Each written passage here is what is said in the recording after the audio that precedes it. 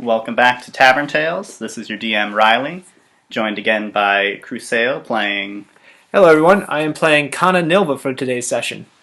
and also joined again by me, who will be playing his friendly monk, right? Cypress? Yes, Crusail's friendly monk, Cypress.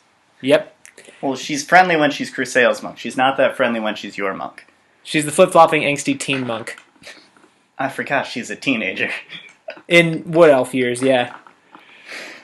And Cypress is, Cypress is a Wood Elf monk, and Kaana is an Air Genasi rogue, specifically an assassin. So last time we had blue. these... Specifically blue. She is very blue. She is very blue. Abadi abadai. But last time... I'm going to have so much fun with that. Yep. Last time we met these characters, they had traveled through the Feywild, far away into this strange, dead, gray land. They made it to this ominous, tall, obsidian sort of tower filled with snaky monk people who they did not trust at all, and decided not to explore and follow the people around the tower very much. And also, to be fair, they weren't allowing us to go very far in the tower. That is also true. And they decided not to give the very dangerous poison gems over to these people in exchange for lots of treasure and gold. They didn't actually say how much they would give I was us. disappointed by the gift. So, after all that, they have Kaana and Cypress are heading back home. And Cypress, I believe, wanted to experiment with those poison gems and figure out if she could weaponize them in some way. Yes. Which we can figure out. We can figure out how that's going to happen as we are traveling back home. But before that, I have an important question. Are you guys going to try and cut through the Feywild again? You do know there is a Fey gate there, or a Fey crossing nearby, that will lead you most of the way back home. Or are you going to trek the long way, go the full 3 weeks journey on foot? I feel like this is a trick question.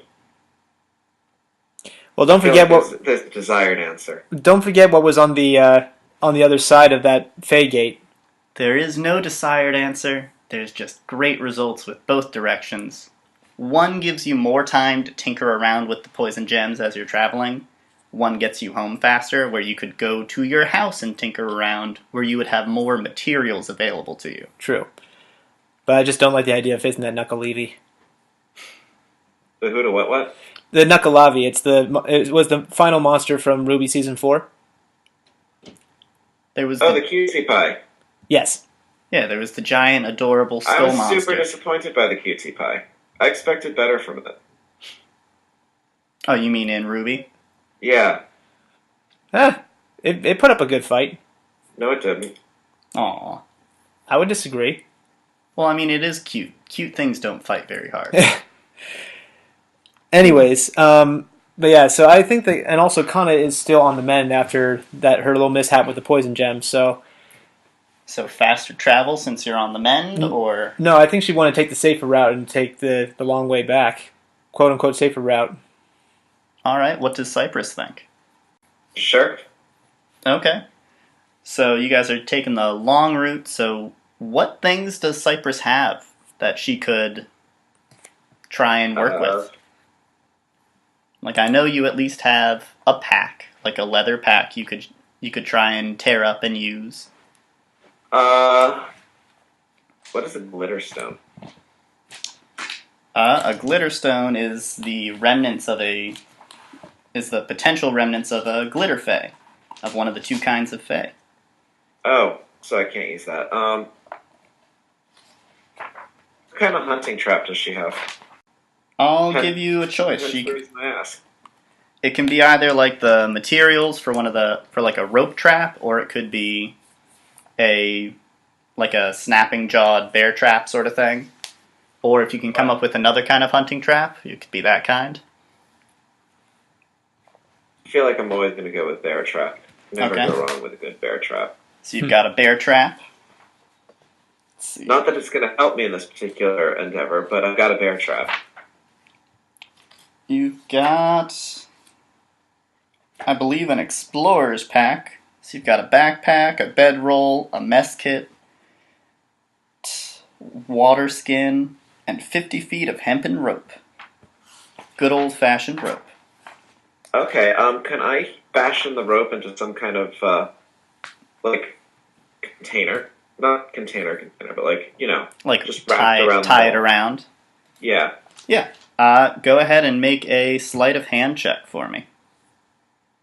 On second thought, maybe I'll just tell, Kaana to do this for me. So, Kaana, are you going to wrap up the dangerous, poisonous gems in rope? Well, now that she's wearing her gloves, yeah. Okay. Kaana, go ahead and make a sleight of hand check for me. All right. Sleight of hand. I'm assuming that Kaana seems to be better at this. Yeah, but she's not proficient at it, actually. So you guys are probably about the same. Oh, she's not even proficient at it? Then maybe I should have just done it myself. Yeah. But Kana's also wearing gloves, so she probably won't get poisoned as easily as you since you're barehanded. All right, go ahead and 15. Not bad. Not bad. Ooh. So Cypress, you hand over your rope and ask Kaana to wrap up the gems, and you kind of start second guessing it after you see Kaana sort of slip up a couple times and have to rewrap a few things. Finally, she ties it up, and it seems fairly secure, but it's just tied together. It's not gonna stay forever. She's not exactly in her best form right now. And she's not doesn't have like sailor knots or anything like that, where they got crazy magical things they can do with rope. But it looks relatively secure. If you'd like, you could test it out. You could try swinging it around, see what happens. Hopefully it doesn't. Test, see how it works. All right. You kind of whirl it about, whip it around. You can feel as you start to go a little faster, the rope starts to give a little bit. So you slow down before it kind of falls apart and and the gem gets flung away. You think perhaps this would work for a one-time use sort of thing. The gem would probably pop out and fall to the ground after it hits something. But it seems usable for now. So, well, I'll keep it around, and in case I need, and when we reach the town, if that idiot bird guy there is that maybe we actually will find a use for. kind of smirks at that idea. So with dreams of smacking Tur with this, it all kind of works. You all continue on your journey. So let me see how long it takes until something happens. Takes a long time until anything happens. Okay. I still don't know how that system works, but I guess you're not telling me for a reason. Isn't it more fun that way? Yeah. Alright, so that and that. So that's going to give you guys a full 10 days travel before something truly of note occurs. Around day 6, I'm bored. Why didn't we take that Faygate? This is so boring. You're so boring. Kana's not going to respond to that. At least if Tur was here, I could smack him upside the head every 5 minutes. I'd enjoy that. I don't think he'd let you do that. As much as I would enjoy watching you do that, I don't think he would let you do that. Isn't he always claiming to be a mentor? I'll claim that it's like some kind of mentorship rite of passage or some shit. In truth, I really don't think that he would fall for any of that. To be honest, I don't know what that guy would fall for. He's a weirdo. On that we can agree, Cypress. And yeah, as much as I would love to mess with him, I just don't. I feel like he's a guy who's going to do his best to try and get the one up on whoever is around him. So you guys are traveling and talking and enjoying a nice time.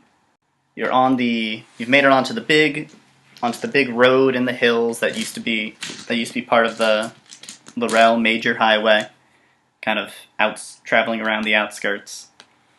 And as you're walking along, I'd like both of you to make a perception check for me. Okay. Let's see here. Really wishing Tukra was here because he's the perceptive one. Oh, that's sad. We rolled the exact same perception. Of 12. 12 and 12. And you actually, wow, you are very proficient in perception.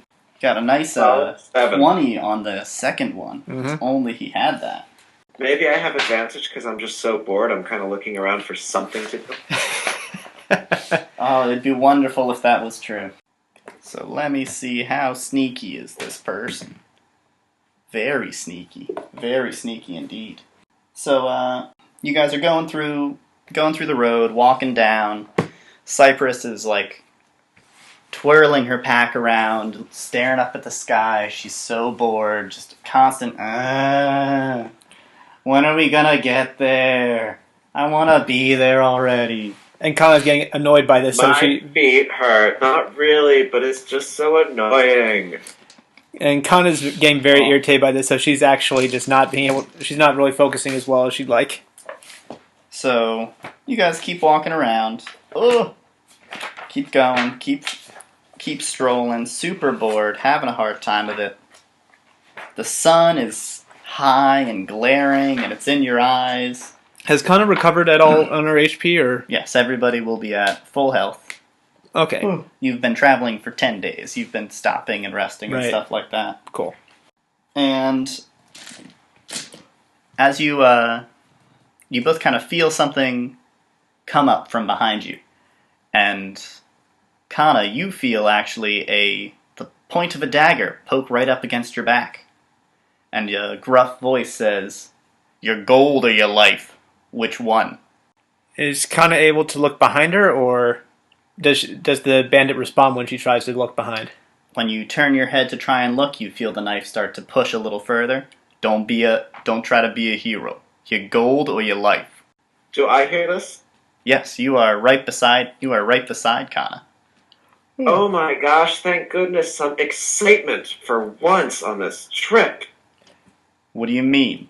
Kana's gonna grin. This ain't exciting, kid. Kana's gonna grin, and when if this guy's still got the dagger in her back, she's gonna try and roll away, do a disengage. You're gonna try and roll away from the guy holding a dagger at your back? Okay. I'm trying to think. Yeah, using the disengage action, like she would actually try and make an evasive maneuver to get some distance. Roll some initiative for me then from Kana. So Kana is trying to dive forwards, it seems.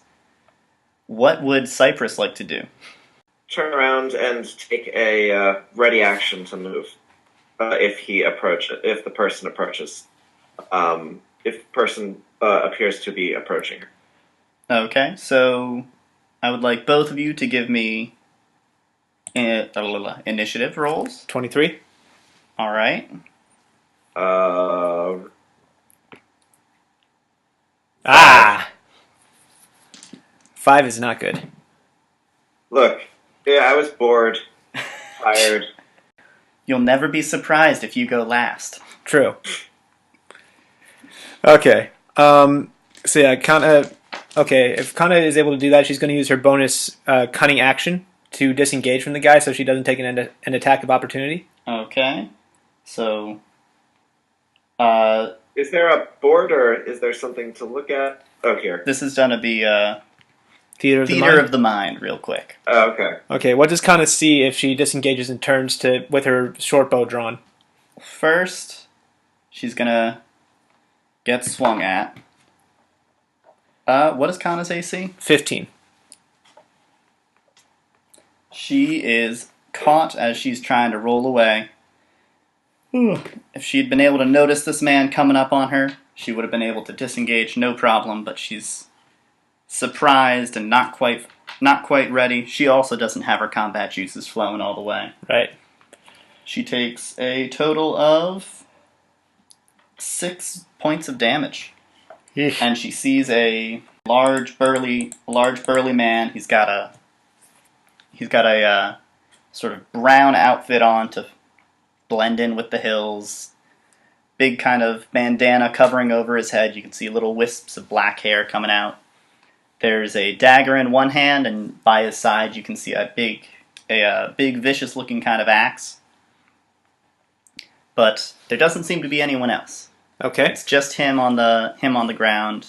You see some tumbleweeds blowing across the ground, and on either side there are these tall hills.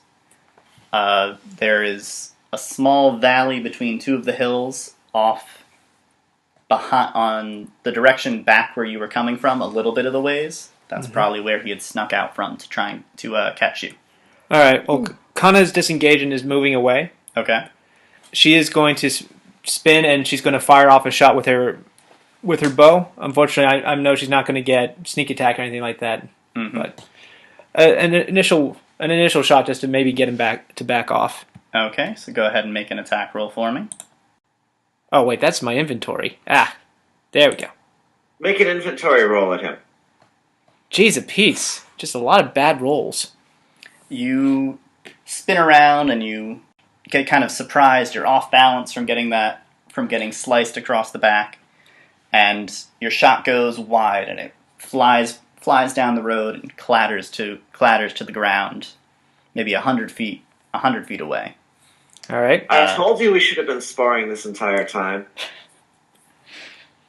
Keeping up the combat juices would have worked out well. Yeah. The bandit captain, he looks and pulls out his longer sword, knowing this is going to be a real battle. Or sorry, not sword, longer axe, knowing this is going to be a real battle. And he points to Cypress and says, "Don't interfere, kid." And then he charges forwards to try and catch up to Kaana. I'm assuming you moved your full 30 feet? Yes, I did. So he is right up. He is right up in front of you. He catches barely up as he's running by. Cypress, would you like to do anything when he leaves your range? Not quite yet. No, I'm feeling too lethargic and slow about this whole thing. Cypress stands by as the bandit rushes forwards. He takes a mighty swing at Kaana and strikes the dust incredibly hard, bringing a large puff of particles in the air. He's cleaved the ground in twain, and now it goes over to Cypress. You again have the choice of action or non-action. He just tried to hit your companion, traveling acquaintance, and failed. Are you going to hold action, just wait, lollygag around, maybe drink some water? I will go up to him and say, standing next to him and say, "Look, I don't know why you're attacking us. We got nothing. We're pretty poor. I mean, look at her. Look at her. Does she look like she's got anything worthwhile? She's probably a lot more trouble than she's worth. And look at me. I've got, like, robes. I'm like one of those hippie monk pieces of crap. We don't have anything." Well, what do you have, then? You must have something valuable. Look, this weirdo's escorting me, or I'm escorting her. I don't know. We're just going somewhere. Please just piss off. So Cypress has tried to dissuade the bandit with a very reasoned argument that you guys are poor. The bandit is in too deep. He continues banditing. But we go back up to the top of the order. So wait, is Cypress in combat, or is she technically engaged with the bandit since she walked up to him? She is, unless she wanted to not be within 5 feet, yes. I did. All right. So, yeah, you're both within 5 feet. All right, so Kaana will switch over to her cold iron dagger and her regular dagger. Okay. So All right. She's dropping her short bow on the ground. She whips out a dagger. What's she doing? She is going to try and make a melee attack, but because she has an ally within 5 feet of him, she's able to get sneak attack damage if she hits, right? Mm-hmm. Cool. So while the bandits turn around, I guess he just wasn't thinking about it and decided to just turn to talk to Cypress. She's going to try and lunge in with the cold iron dagger. Go ahead and roll. That's more like it. That's a hit right there. Go ahead and roll me some damage with some sneak attack. Okay. Cold iron dagger. 6 damage. Okay. And then the 2d6. Uh-huh. Ugh. Wow. Bunch of ones. All right. Yep. So 7, so 12 damage. Your dagger flings in and crashes. You pierce directly into his upper shoulder. You can see little bits of frost sort of start to form and fleck off in little brown, blackish bits of frozen blood. The bandit cries out, "Ah! You damn wench! What are you doing?" In response to the wench comment, she's going to spin around and use her bonus action to try and stab in at him with the second dagger. All right. She's hoping that Cypress will follow in on this afterwards because honestly, she doesn't like the idea of being at close combat alone. If she had gotten the surprise round in, then maybe, yeah, she could have used Assassinate to have a nice little bit of extra damage. But let's see here. So with the dagger, that's a crit fail. All right. You are swinging, and Kaana, and then Cypress yells at you, "We were having a civilized conversation. Stop!" Kaana fumbles and loses her balance, confused and wondering, what is Cypress doing? I just stabbed him. She should follow up on that. But instead, you simply now have a very angry and slightly hurt bandit guy with you. Yep. He turns and reorients himself, now completely ignoring Cypress, eyes totally focused on Kaana. He's out for blood. He hefts back up his axe and swings, making 2 slices. One chopping down as fast as he can, and the other trying to chop across towards your neck.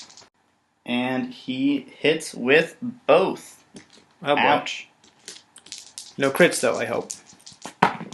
No crits, but he does get a decent chunk of damage. He gets 9 points of damage on you. Okay, so I'm down to 16. The axe kind of strikes down, hits you right in the chest, but your nice kind of leather fancy armor and your vest you harvested from that satyr sort of protect you and push back, and you can barely feel a bruise coming through on it. It hurts, but it's not too bad. Right. The second slash coming right at your neck. Oh, I keep on forgetting to actually announce what that vest gives me, or what that armor gives me. I just assume you stick with whatever you had last time, which The is armor. usually the extra armor. So I guess I would be at 16 instead of 15, but... The anyways. slash coming across at your neck, you barely dodge out of the way. It grazes and leaves you a nice slash right across across your neckline, the collarbone. Yeah. Ooh. Oh boy. And fine bits of blood and such start to drip down and go inside of your armor, making it moist and uncomfortable. Yeah. And we're back to Cypress with our civilized discussion. I'm going to tap him on the shoulder and say, "Hey, we were talking. Let's all just stop fighting, put our weapons down, everything's good. You got in a blow, she got in a blow, everyone's happy, we're all good. Let's just drop it here and we can all go away in peace." Does Cypress have anything that would make this particularly persuasive in any way? A -1 to charisma. Alright, you go to tap him on the shoulder and he flings out a fist, smacking your hand away, dealing 1 point of damage. So if you want it like that, I'll do it. Fine. Alright. In a huffy teenage fit, Cypress is now ready to rumble. Alright. Good lord. And we go back to Kaana. It's your turn now. Alright, well, she's not appreciating the slashes, so she's going in to repeat what she did last round. She's gonna attack him twice again. Yep, with the Alright. Alright, cold iron dagger. Blah. Alright. Your first... Oh wait, these are both your swings. I don't know, just your first swing. Yeah. Your cold iron dagger whizzes chillfully through the air, making a nice cold breeze that kind of soothes his sweaty forehead. She'll follow up with a dagger strike. There we go. This one goes in. You give him a nice matching stab right in the right shoulder. All right. Kind of he's sort of like tried to slap away, and you followed up by getting him right there, right after he slaps Cypress or hits Cypress. Roll that damage for me. 7 damage, max damage. Nice. Plus, you forgot the sneak attack. Yeah, well, I have to add that separately. It's really weird and a pain to add the sneak attack.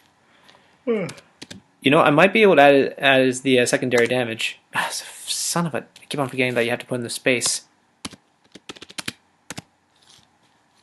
I'm gonna try and screw with Kaana's sheet. Ooh, that's some good damage. That's some very good damage. All right, 17 more going into his shoulders. You can see he's got his blood kind of freely flowing. He's realizing he might perhaps be slightly outmatched. He's in trouble. So the captain, or the bandit, is now kind of carefully considering. He's got his weapons in his hands. He looks back and forth between the two of you, and he thinks something to himself and charges in once more. Takes an aggressive step forwards towards Kaana. And there we go, yeah. And swings down. Yes. That works, yeah. Swings down forcefully again with a great cry. Strange that he would stay for so long if he was by himself. One strike manages to slip through Kaana's defense. Her knives don't manage to slide the axe aside, and Kaana takes 5 more points of damage. All right. Now we go down to Cypress. Up to this point, she's stayed off to the sidelines and simply stood near the man without actually doing any harm to him. But what will happen now? I will punch him. Go for it. Punch him up. All right, that's a punch right there. Quite a punch. All right. Max damage. Beautiful. Go ahead. And we're level 4, so I have another punch if I want, which I will take. Mm-hmm. Crit. A critical hit. Let me see that double damage. Barely more than the last one, but still quite impressive. 18 damage total. So I'm yelling, "Stop ignoring me! We want peace!" as I'm punching him in. Alright, so your first blow comes flying in, completely unexpected, clocks him right behind the ear, knocks him into a dizzy daze, and then your second one follows up, slices right up under his jaw, and gives him a severe shaken head. He is reeling from those 2 titanic blows. He is looking pretty poor. Much worse for the wear. And we go back up to Kaana's turn. All right, Kaana's now feeling pretty spirited since she's finally got some backup in this fight, and she's painfully aware that bandits don't usually fight alone. So she's hoping to finish this fast and get out of there. Okay. What's she gonna do? She is going to aim. Can she do a precision attack, like try and go for the throat? It won't have any effect, but yeah. Okay, then never mind. Let's just do the normal thing. Because if she can stop him from screaming out, that would be awesome. But he's already done his war cry. So, I mean, you could, if you wanted to, you could make an attack at disadvantage, and I would let you have. He's already made you silent or mute him for a little while. He's already made too much noise as it is, so might as well just keep the attack up and then get out of there. Okay. Ooh, I'll take that nice roll. Solid hit. Let me see the damage on him. That's 7 slashing damage plus sneak attack for 6 damage. Not so nice. All right. But that's still damage. 13 damage. Your first strike. Oh, sorry, 14 damage. Cold damage. Oh, that's right. Yeah. Your first strike sizzles through the air, slices him, catches him right across the cheek, leaving a nasty open bleeding scar. Blood starts running down the side of his face and his neck. He's He is in a seriously bad way. What else would you like to do? Let's follow up with that dagger attack. And I haven't moved yet, so I could disengage, actually. Disengage and hide. Or disengage and move away. You could disengage and move away, that's true. But then I would be leaving Cypress in the thick of it. Which is kind of, I know, is sort of the rogue thing to do. But anyways, dagger attack. Alright. Crit. Wow. Alright, that's another crit. Go for it. You guys are getting him out early. 8 plus 1. I said 8 plus 1. Oh. It knows it's a crit. Yeah. Okay, so 9 more damage. Alright, 9 Ouch. damage plus the sneak attack? No, you've already gotten sneak attack. Oh, right, sneak attack doesn't apply to the second weapon, Mm-hmm. to the bonus weapon. So, Ooh. and So- it's not cold damage either, unfortunately. 10, 23. So I wonder how it applies that if you have advantage on the second roll, or if you have advantage and get a crit on the second roll. What do you mean? Probably same way. Yeah, or maybe you just have to make your selection of which one you're using. I would assume it would just always use the crit if you had it. Yeah, you always use the crit if you got the crit. No, I see what he means. Because what if you... Because What if it's both? doing the damage, so... If you I have see a what you crit mean, but you had disadvantage or something, you Yeah. wouldn't use it. Yeah, or if you That might just be you have to Put know it and in, make yeah. sure to do it right. Yeah. But yeah, that's an extra 9 damage on her second strike. This guy's a bit tanky, isn't he? He's not going down. You're too used to my campaign where everyone falls in half a second. True. All right. Frustratingly true. So your second dagger comes in and you sink it deeply in, and he collapses down to his knees.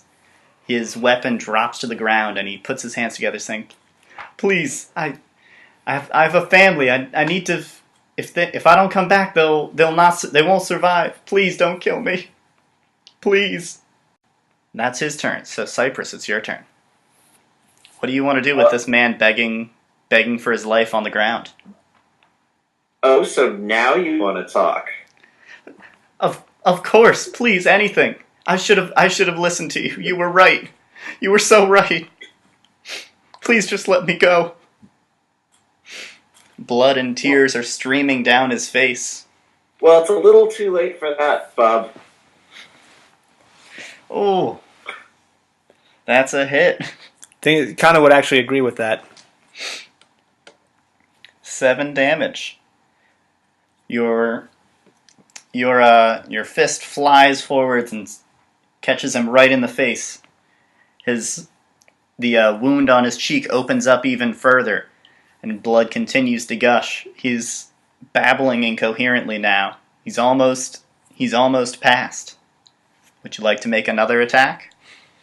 I say, wait. I think I have a compromise. How about you lick a stone, and we'll let you go.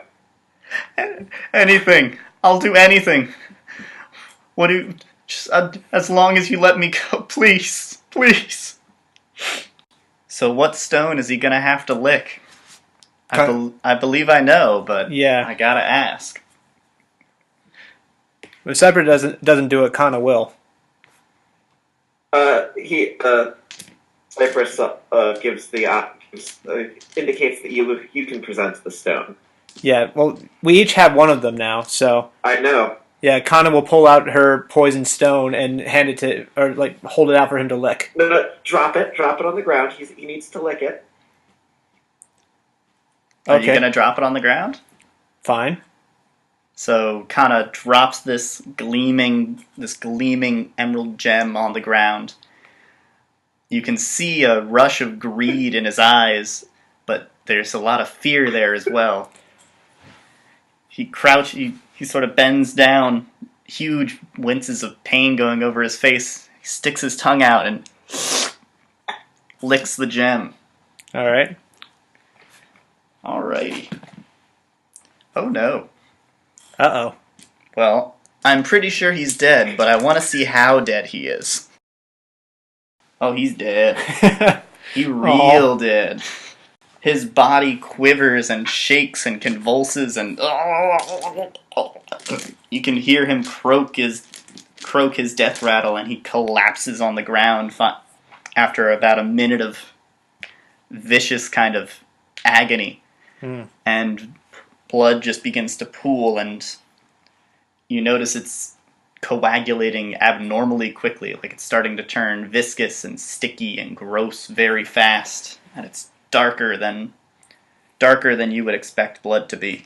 Cypress, I think you're right. I think these would be very nice to inlay into some weapons. Kaana's going to pick up her gem and just wipe it off on his clothing.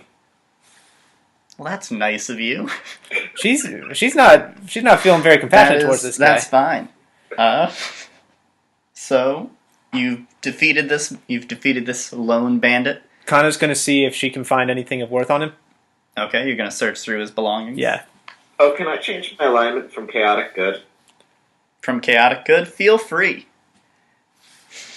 Are you going for the... I mean, Kaana's true neutral. I'm going with just chaotic neutral, because that was certainly not a good act. No. I mean, he did technically hit you first and was robbing you. But yeah, having him lick the stone to silently murder him without him knowing. Yeah. Not a very good thing. No. But, let me see if he has anything should I roll, other than... but should I roll for an investigation, or...? Yeah, give me an investigation check, and that'll give you 17? a bonus on something. Yeah, looting the body. Alright, that gives you a... To the tables we go! Woo! Okay. So you find a pretty tattered and useless set of kind of leather armors and bands and things like that. Mm-hmm. Basically Do we cruddy. find any pictures? Any pictures? No, Yeah. no pictures.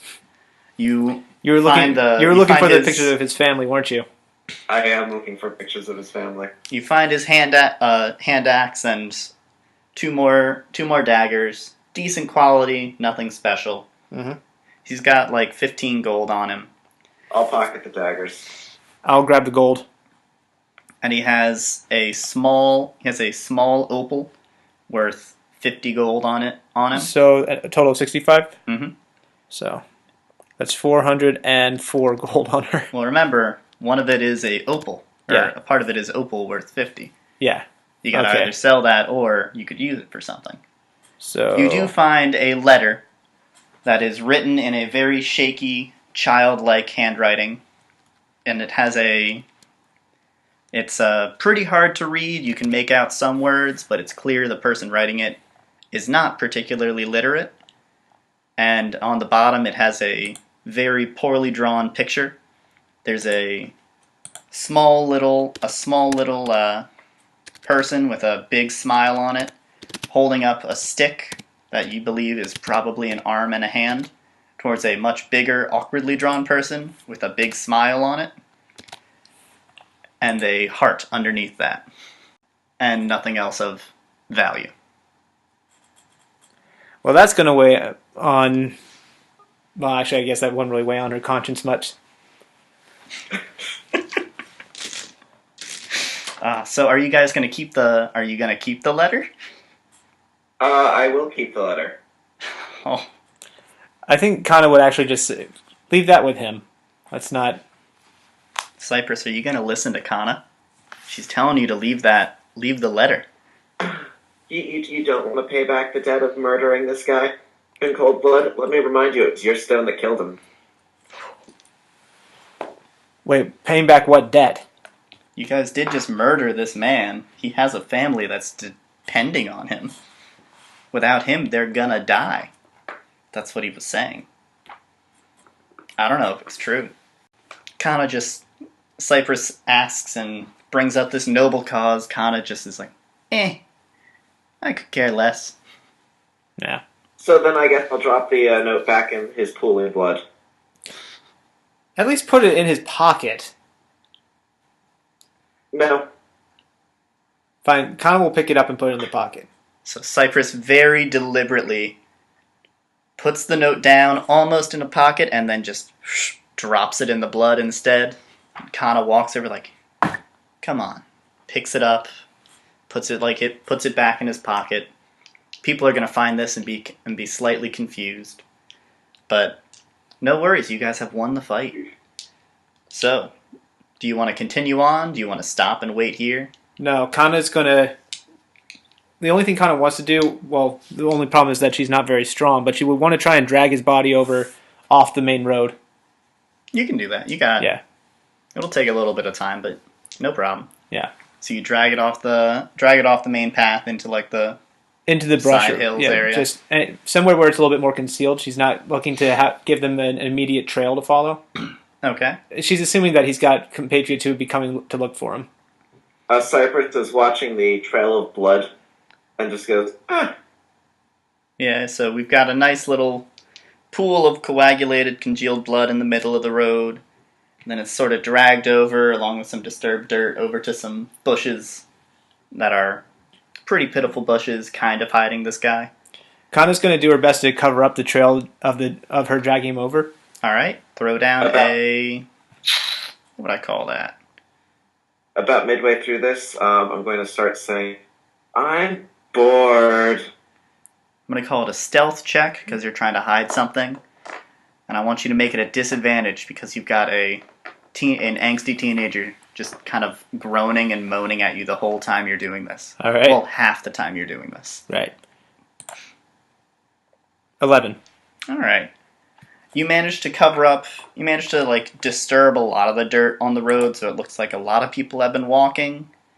But the big pool of blood there's not enough loose dirt and stuff to cover that up.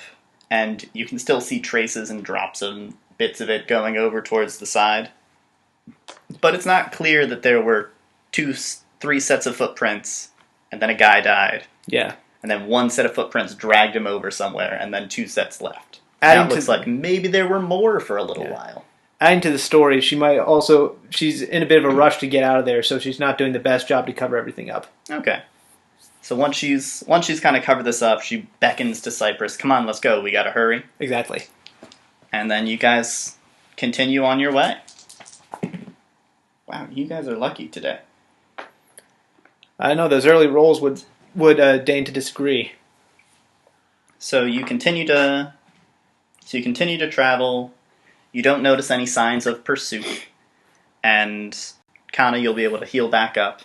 I'm going to assume maybe you put a little extra zip in your step for a while. You spend a couple days going faster, traveling, not taking as long at night or something like that. After you don't notice anything, you kind of get back to normal traveling time. You are almost back to Foresthome. You're kind of out in that kind of grassy plain area. I'm once again complaining about how bored I am. Cypress starts to get a little excited because she sees there's trees up ahead, and trees usually mean a forest, and a forest means she's a little bit less bored. But you're not at the forest yet, so she's really bored. And it's starting to grate on your nerves, something awful. Mm. And as you're out there, you notice, you can kind of see over on the sort of path heading up north out of Foresthome, there's a small band of people. Or some sort of group of people. You can't exactly tell from as far away as you are, but you can see there's some sort of caravan moving along. It's pretty small. And you start to hear a sort of clamor and noise, and something's going on. The caravan stops moving, and something's coming out of the forest towards them.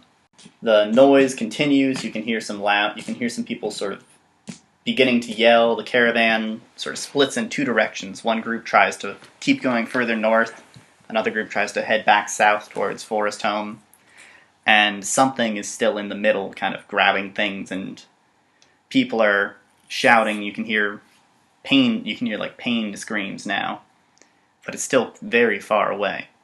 You wouldn't be able to reach there in time for anything to happen. And after maybe 10 minutes, it goes back to being pretty much just the silence of the plains. The noises of animals, birds shrieking in the sky. And the caravan is no longer moving. The people who tried to escape off to the north seem to have disappeared. The people who tried to escape off to the south are no longer audible. and nothing's happening back at this sort of wagon in the central area. Do you guys want to divert your path to go to the wagon, or do you want to continue and just go straight back to Foresthome? Hey, Kaana, hey, look, Kaana, free loot, let's go take the loot. Kaana would agree, but she... Alright, yeah, okay. Let's try and take this slow, though. Kaana's gonna pull out her... But I'm so bored! You get first dibs if anything tries to attack us, okay? But we need to be, like, hippie and stuff. Shouldn't we, like, try to be nice? I mean, I gave the other guy plenty of chances, and then in the end he licked a stone, and that was your fault. You threw the stone on the ground. I don't get why you're trying to cast blame. I'm not trying to deny it. Anyways, fine. If you want to go ahead, but I'm going to stay back and give you... I will try and stay back and give you range support. Alright, so you guys are going towards the caravan? Yeah. Kaana would like to stealthily just keep low and try and prepare for an assassination attempt if something tries to attack Okay, Cypress. so Kaana's gonna sort of go nice and slow. Mm-hmm. Cypress, you notice that Kaana is sort of creeping along slowly. How would you like to advance? Singing a song of joy that I might actually get some fun. But as I'm sure you're aware, Kaana is insanely boring. I have been made aware. Okay. So I'm imagining Cypress is like skipping along, saying like F is for fighting things all of the time, U is for undeserved loot, N is for anywhere and anytime at all. I'll kill you and take your stuff. That's exactly what I'm singing. Why do I suddenly get an image of Yuffie? I would totally buy Yuffie doing that too. That's perfect. Team 4 Stars has given me a permanent image of Yuffie in my head. All right. So as you both advance towards the thing. Oh, by the way, make that stealth check for me Right. so I can see how stealthy you're being. 20. Very stealthy. Can she have advantage on it? That would still give me the 20. I'll have given you advantage for that stealth check. Okay. So you get a 20. You're super confident in how stealthy you are. You're also so confident that nothing's going to care and is all going to go straight to Cypress if there's anything here. So you're ready to go. I'll give you advantage on your first attack because you're so stealthy. Okay. Which will work with the assassinate ability. Also, I just realized the 8 plus 1. The plus 1 is if it is. It did the 2. So you can just ignore that if you didn't have advantage. So I would like Cypress to give me a perception check to see like how good you are at noticing what's going on here. All right, you notice pretty darn well. Look, it's now exciting. There's stuff to do. Of course, I'm going to pay more attention. I'm glad I gave somebody this party perception. So you get close and you notice, first off, there's the one wagon. It's got stuff on it, and it looks like people hopped out and ran. They got away as fast as they could. It is not a heavily loaded wagon. There's almost nothing in it. It looks like it was primarily people that were in this little caravan. And one horse is actually still there at the wagon, like hitched up still. But there is you see that its eyes are huge and bulging and kind of rolling in its sockets. It's panicked but stuck in place. It's not moving even a muscle. And there is blood on the ground, but it's not just normal human blood. You also see this weird kind of greenish ichor sort of stuff on the ground. And there's, in the grass leading up to the forest, you see your keen eyes spot lots of sort of very large trails. But they're not steps, they're matted little places, as if like a gigantic hose slid through the grass.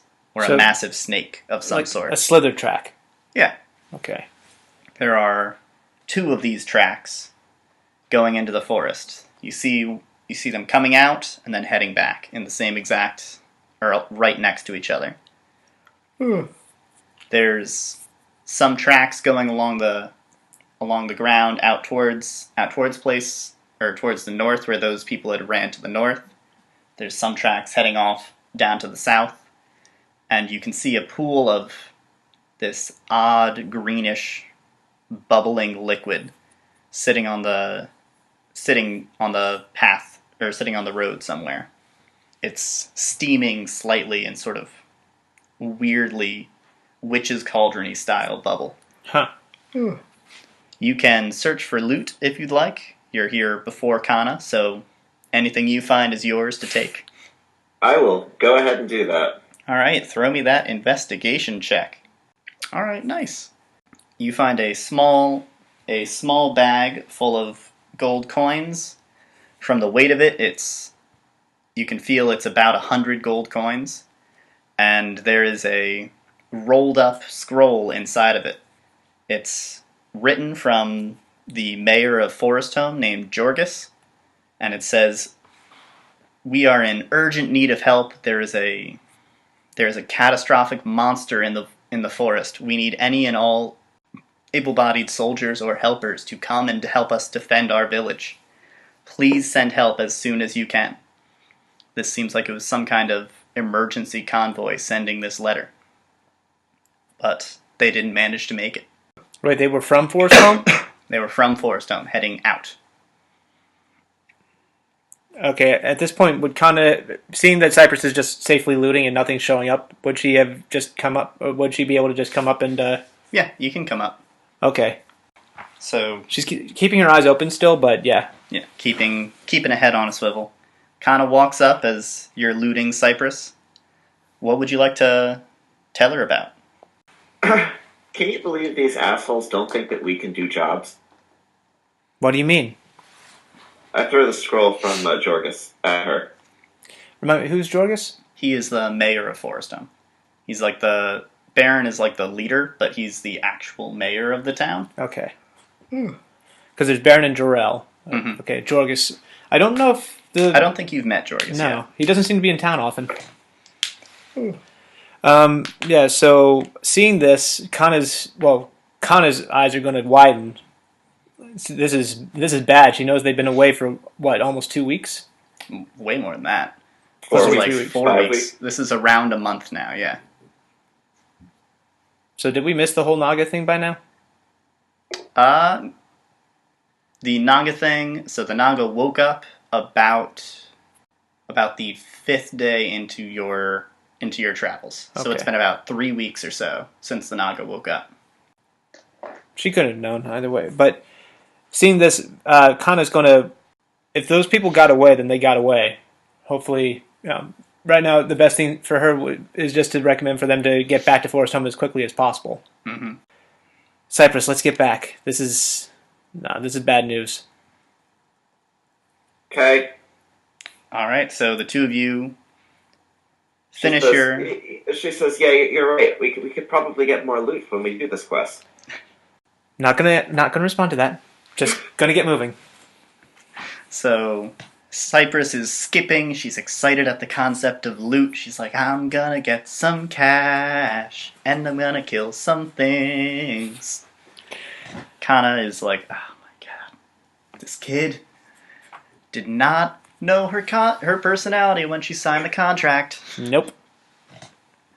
So you guys travel the rest of the way. You make it back to Foresthome, and from the moment you step into town, you notice there's been a huge change in atmosphere.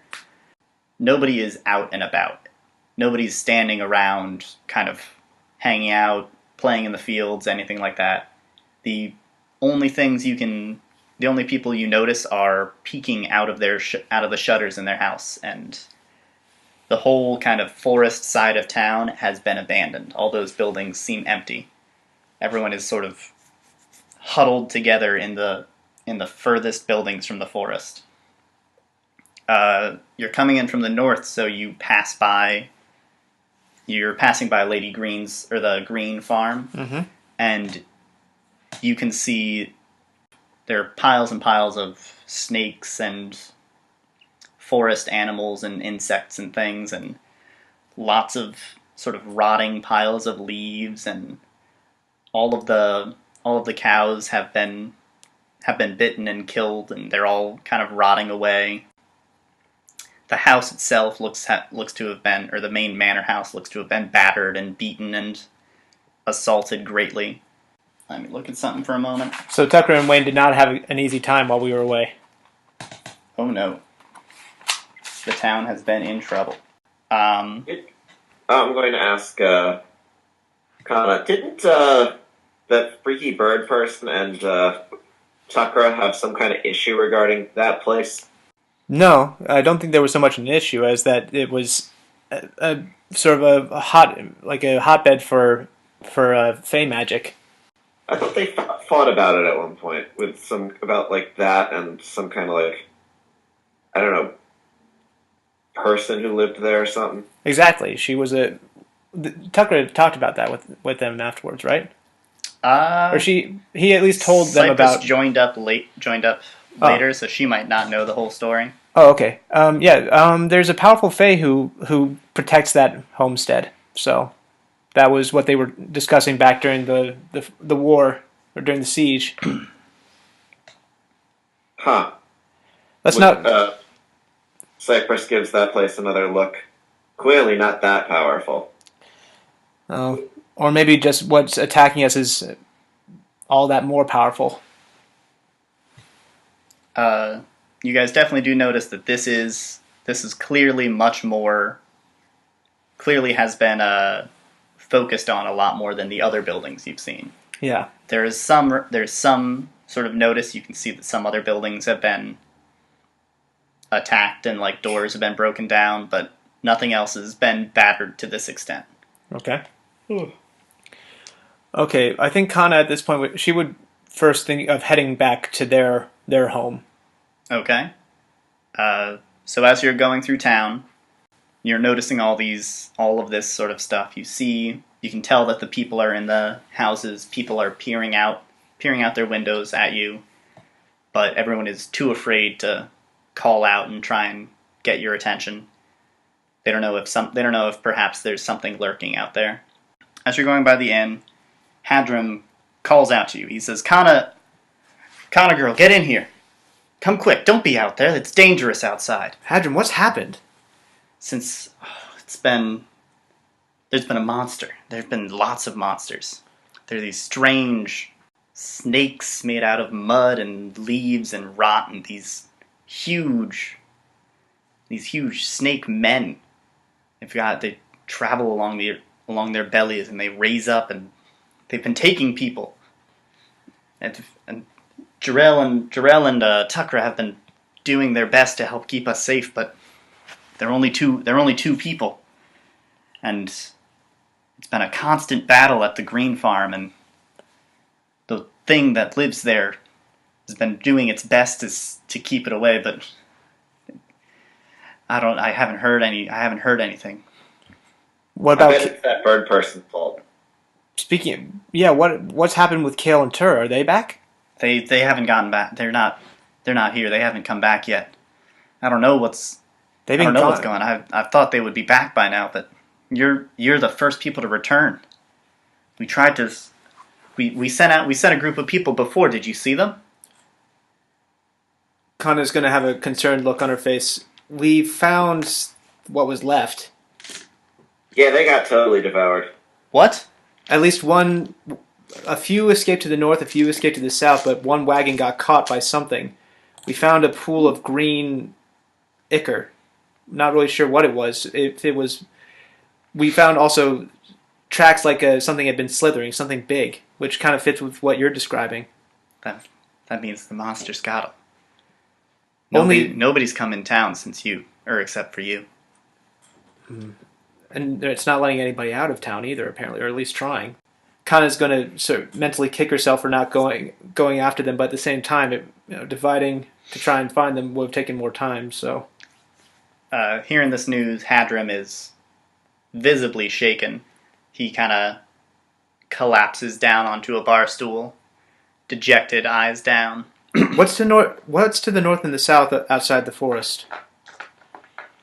Well, actually, no. What kind of thing? If one group was heading north, they might meet up with Kale because she knew that he was heading north towards the lake. Yeah.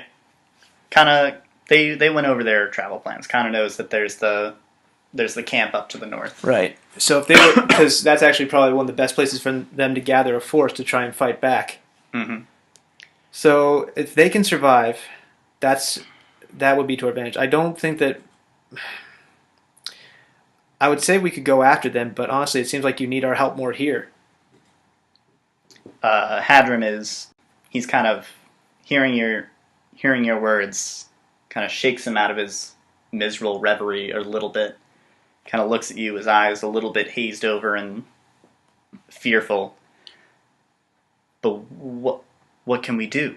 It's all we've been able to do to hang on. We need something to deal with that thing in the forest. Where's Tukra? He should be here. He should be here soon enough. He went out to search the town again to see if there was any people we'd missed.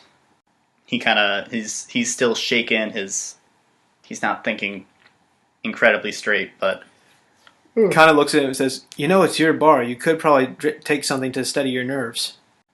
Very mechanically, Hadram raises himself up, supporting himself with one hand on the bar counter, and walks around to to tap himself a drink. And then he swings it back in one big shot, and then kind of stands there numb to the effects. Fills up a glass and drinks again. Just very mechanically. He's not taking any pleasure in his wonderful ale, or rather his brother's wonderful ale. And he looks at you and says, it doesn't help. No, I suppose it doesn't. How many people have we lost? We don't know exactly. There have been people who've just disappeared. There have been people we've seen get taken away. You don't have an exact count? We don't know how many people ran away at the start or how many people were captured after that. I've seen at least 5 people grabbed by the monsters myself. I don't know what happened to them. All right. Let's gather together all the leaders of the town. We need to actually get a plan in order. Okay. Who are you thinking of as the leaders? Jarell and Baron, mostly. Okay. Tukra, obviously. Hadram and Cornish, also. She's seen them as sort of pillars of the community. Old Man Jean, or Old Jean. The Lady Green, if they can get her to come out of her, or if she's still capable of coming to meet. Okay, so who would you like to go look for first? I would say Old Jean. The people that she's most familiar with, so that'd be Jarell, Baron... Jarell, Baron, Old Jean, and Cornish. Okay. So which one of those do you want to ask about, look around for first? Jarell and Baron, because she knows they're the most combat able. Okay. Also, while she's walking with Hadram, she's going to ask, what about my home? Hadram's not leaving. Oh. Before she leaves, she's going to ask Hadram, what about my home? Has there been any word from there? Are my friends safe? It's further away from the forest, right? It's not further away from the forest. It's just further away from that part of the forest. Okay. It's about a half-day's journey down to the south. I'd forgotten that Evelyn was living there at the moment. Well, Evelyn and her husband, right? Yeah. Hadram pales at the mention of your house, and he says, Tukra went and fetched Evelyn and her husband right away. But when he went back later, it was terrible. So many things were broken, and something was waiting for him there. He fought it and barely managed to escape on his own. But he said it was a tough fight. So I don't know what's left there. Well, as long as everybody's safe, we can rebuild. Okay. Thank you. she's going to head out. Hopefully, well, she'll say, Cypress, do you want to hang out here or do you want to come with me? Oh, come on. This is the most fun that we've had, this entire time. I'm going to come with. Kaana's going to grin. As much as Cypress drives her nuts at times when she's bored, she's a lot of fun to be around when she's having fun. All right, so Kaana will head out to try and find Jarrell and Baron. Okay. So you start looking around town. You check over towards, if you want, you could go check towards Jarrell's house, but if you remember, that is directly up next to the forest. She would probably ask the Be a townsfolk. dangerous thing. She would probably go to the townsfolk first and ask around there if they'd seen him recently. Okay, yeah. You knock on some doors and call out asking if anyone has seen Jarrell. They all point you over towards the green farm. Supposedly he had gone there earlier that day to investigate, to see how Lady Green was doing. Okay. You guys want to go check out the farm? Yeah, I think so. She would also ask if Tukra had been with Jarrell. Yes, Tukra was with Jarrell. Okay. So you guys go back up through the town. You start seeing. You still don't see any sort of signs of movement. People are still staying just in their houses. There's a little bit of interest again as you're walking about. You can hear some quiet murmurs and conversations going on in the houses because this is the second time you and Cypress have been walking through town. There might be some stir-crazy people who are trying to get out, taking this as evidence it must be safe now. You make it to the Green Farm without any issues, and as you start to walk onto the property, you get hit by the sort of overwhelming smell of rotten leaves and mulch and must and all sorts of stuff. Very much like it's a very familiar smell to you guys, actually. You've smelled a lot of it recently in the Feywild. It reminds you a lot of the kind of darker sky side of the Feywild. And where do you want to check here? There's the two stables that are kind of both sort of broken down and knocked over, and there's the very much ambushed and battered kind of manor house. There was also, if you remember from Tukra's description, there was that underground lair area. I think she would check the main manor house first. Yeah, that sounds reasonable. Okay. As you are walking up, you can hear voices. There's Jarrell. You can't quite make out what he's saying, but he's clearly concerned. And Tukra's sort of low. Yeah, Tukra's sort of low, consistent voice, sort of soothing, quiet tones. And you hear the sort of slightly rustly, leaf-sounding sort of effect that comes along with Mistress Green's voice. But it's a lot quieter and weaker than it sounds like before. And as you get right up to the door, you hear her call out, "Come in, dears. Please, we've missed you while you've been gone." Kaana will open up the door. You see Jarrell and Tukra. They're both very tired looking. They look like they've been working constantly. They're exhausted, but they're both kind of just still going and fighting. Lots of new scars that you hadn't seen before. And there's a incredibly diminished Mistress Green, where before she was around the size of a normal woman, like even a little bit bigger even than a normal woman, made up of these rustling, weaving vines. She's been reduced by half her size. Like literal matter has gone away from her. And she is hunched over and bent as if she was an old woman. She says, "Please come in. There's much I have to tell you. It's been a very painful time. There's a great evil in the woods. I knew him once as the ancestor of my husband, but now he's turned into something much more. And he's using his powers to try and destroy what he deems as unclean. And he deems my kind as unclean. And this whole village is unclean for dealing with my kind. It seems ironic, Tukra says, considering that he himself is Fae. But that was our punishment for what he'd done before. It seems to not have worked how we wanted it to. You two seem to be well. A few scrapes and bruises, but nothing compared to what you all have dealt with, apparently. The three of them kind of look at each other and shake their heads sadly.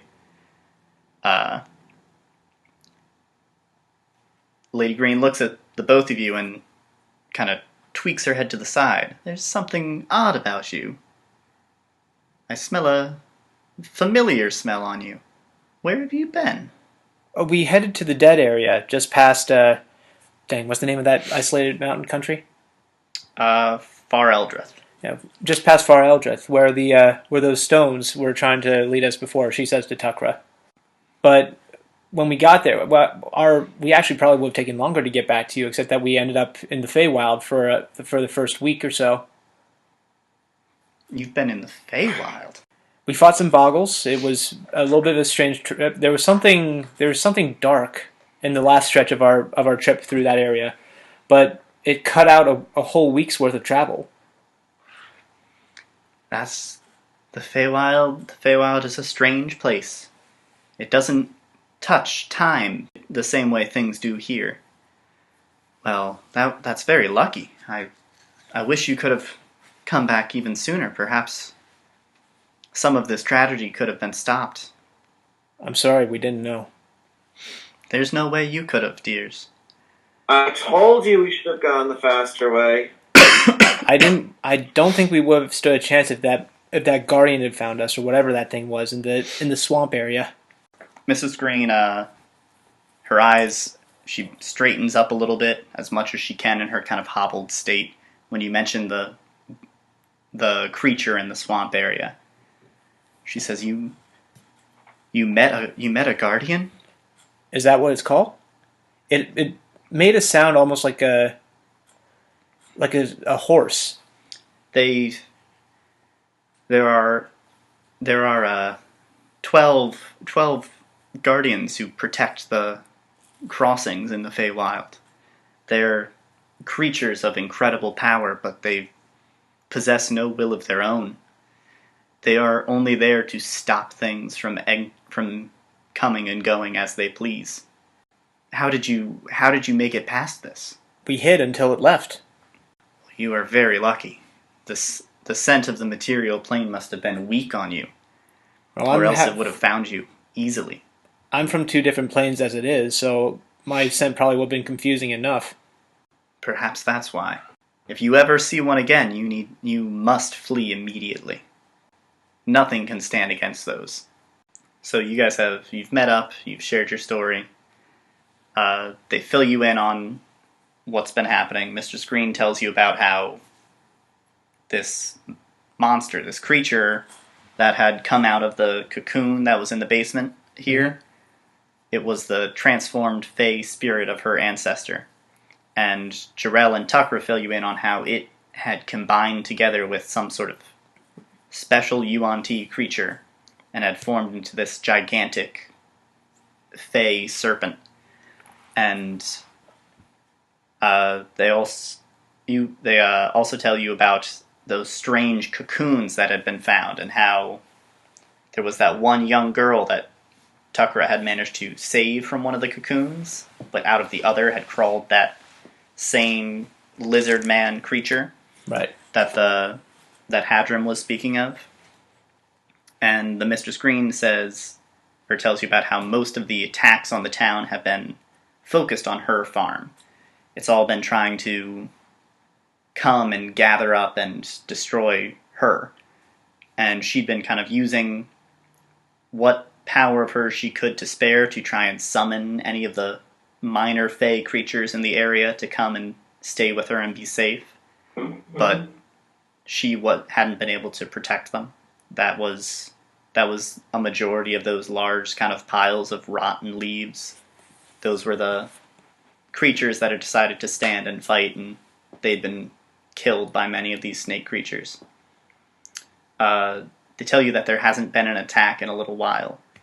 They think that perhaps the creature is hibernating or sleeping, or it might be building up an army for its next move. They don't know, and Jarrell is unsure what to do. They kind of look to Kaana as she's been the brains of the operation a few times now.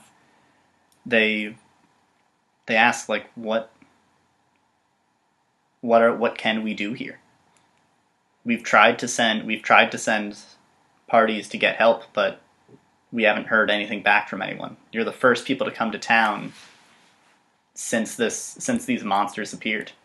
The monsters haven't been attacking anybody that you've sent out. We came across a caravan that you just sent out. We found your missive requesting aid. We were afraid as much. Somebody got attacked, but they were able to fight. They fought with whatever was attacking them because there was a lot of green blood. Most of them ran off actually to the north and south. I think they tried to continue their mission, but we weren't able to catch up with them. By the time we got there, they were long gone. Well, Godspeed to them. I hope they make it out to the war camp, and I hope they get back soon. Are all the creatures that have been coming here Fae? Are they all technically Fae, or? Mr. Green shakes her head with a rustling of leaves. These monsters are not of my ilk. There's many summoned creatures from Fae magic, but the snake men are something of their own. I would say that our best bet would actually be to have a full-on assault upon your ancestor. But I think we're going to need a bit more firepower to be able to do that, so I'd say for now we should just fortify our defenses, yes? Or how easy will that be? I mean, Jarrell looks at Tucker and says, all we've done has been fortify our defenses, and we're running out. The Mistress Green is... She can't protect us much longer. Look at her. Looking at Tucker, she's gonna just say, I think it'd be a lot better if we had Kale and Tur here, I guess. We could send her out and he'll just act as a sacrifice while everyone else escapes. Is Wayne's character around, or is he just hopping about right now? His character can be around, yeah. He'll be. Okay. We can kind of have him as a NPC a little bit. Okay. Because if she did see him there, she'd say, "Who's the Kenku?" And Cypress says, "Not another bird person." The Kenku responds, "Who's the other bird person?" Kind of mixing your voices together, and says, "I'm Wayne. I used to be a sailor. It was great. I sailed the lakes blue. The greatest ocean man has ever seen. It was a little bit away from here." All right. And she's gonna look to Tucker. Oh, he's a new recruit. Where he's proven himself. He's starting to sing a sea shanty in like a deep baritone voice, whereas before he was using y'all's nice high soprano, beautiful sounds. Well, that's a new one. But yeah, he's ready to fight. He's proven himself able to help. I'd say he's a good addition to the Outcasts. Who's saying this at this point? That's Tukra. Can we finally kick out that other stupid bird person, the Tur? I don't think we ever officially let him in. He just was tailing behind Kale. Actually, I don't remember. I remember you had the paperwork, and you were reading it, but did Tur actually sign the paperwork to join, or did he just hang out with them? No, he signed it. Okay, yeah. He's a legal member. Oh, dang it. Anyways, unfortunately, I don't know if we can kick him out. Sets a bad precedent. But he's not really a factor right now, so let's just see what we can do to get ready. Pretty sure the next attack's going to come soon. That's possible. So Tucker's suggesting you guys get ready, but they're still looking to Kaana. Cypress could share her insight if she wants to say something, or she could allow Kaana to make the choices. Everyone's waiting to find out what we should do. Our resources are dwindling. Look, is there any fight that we could do right here, right now? We could take the fight to him. Jarrell and Tukra nod their heads. They say, "We know where the tower is. We know where they are." Jarrell thinks maybe if we could sneak our way in there, we could take out the Fae Serpent and end this problem. Should we try it? With how everything currently stands, I'd say yes. Do you still have... If we're dealing with a Fae, we need everything we can that will affect it. I've got my dagger now, and that lantern still isn't working, is it? And to that, Tucker will respond, actually, when we first were investigating, I managed to get a little bit of the material we need to make the lantern work. Unfortunately, the only real Fae among them seems to be the, whatever it is, the Fae Serpent. Mm-hmm.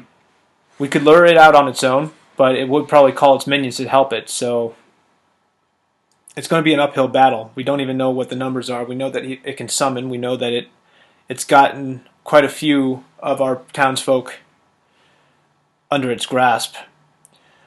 I'd say by now, our best bet is to just try and take out the main head while we can before it gets too strong. Kaana will nod to that and she'll say, okay, I'd say it's time to get to work. She'll turn and she'll say, "What?" She'll turn to Jarrell and Baron if they're both there, and she'll say, "What resources can be provided? What can we get to strengthen our chances heading in?" The two of them put their heads together, talk back and forth for a little while,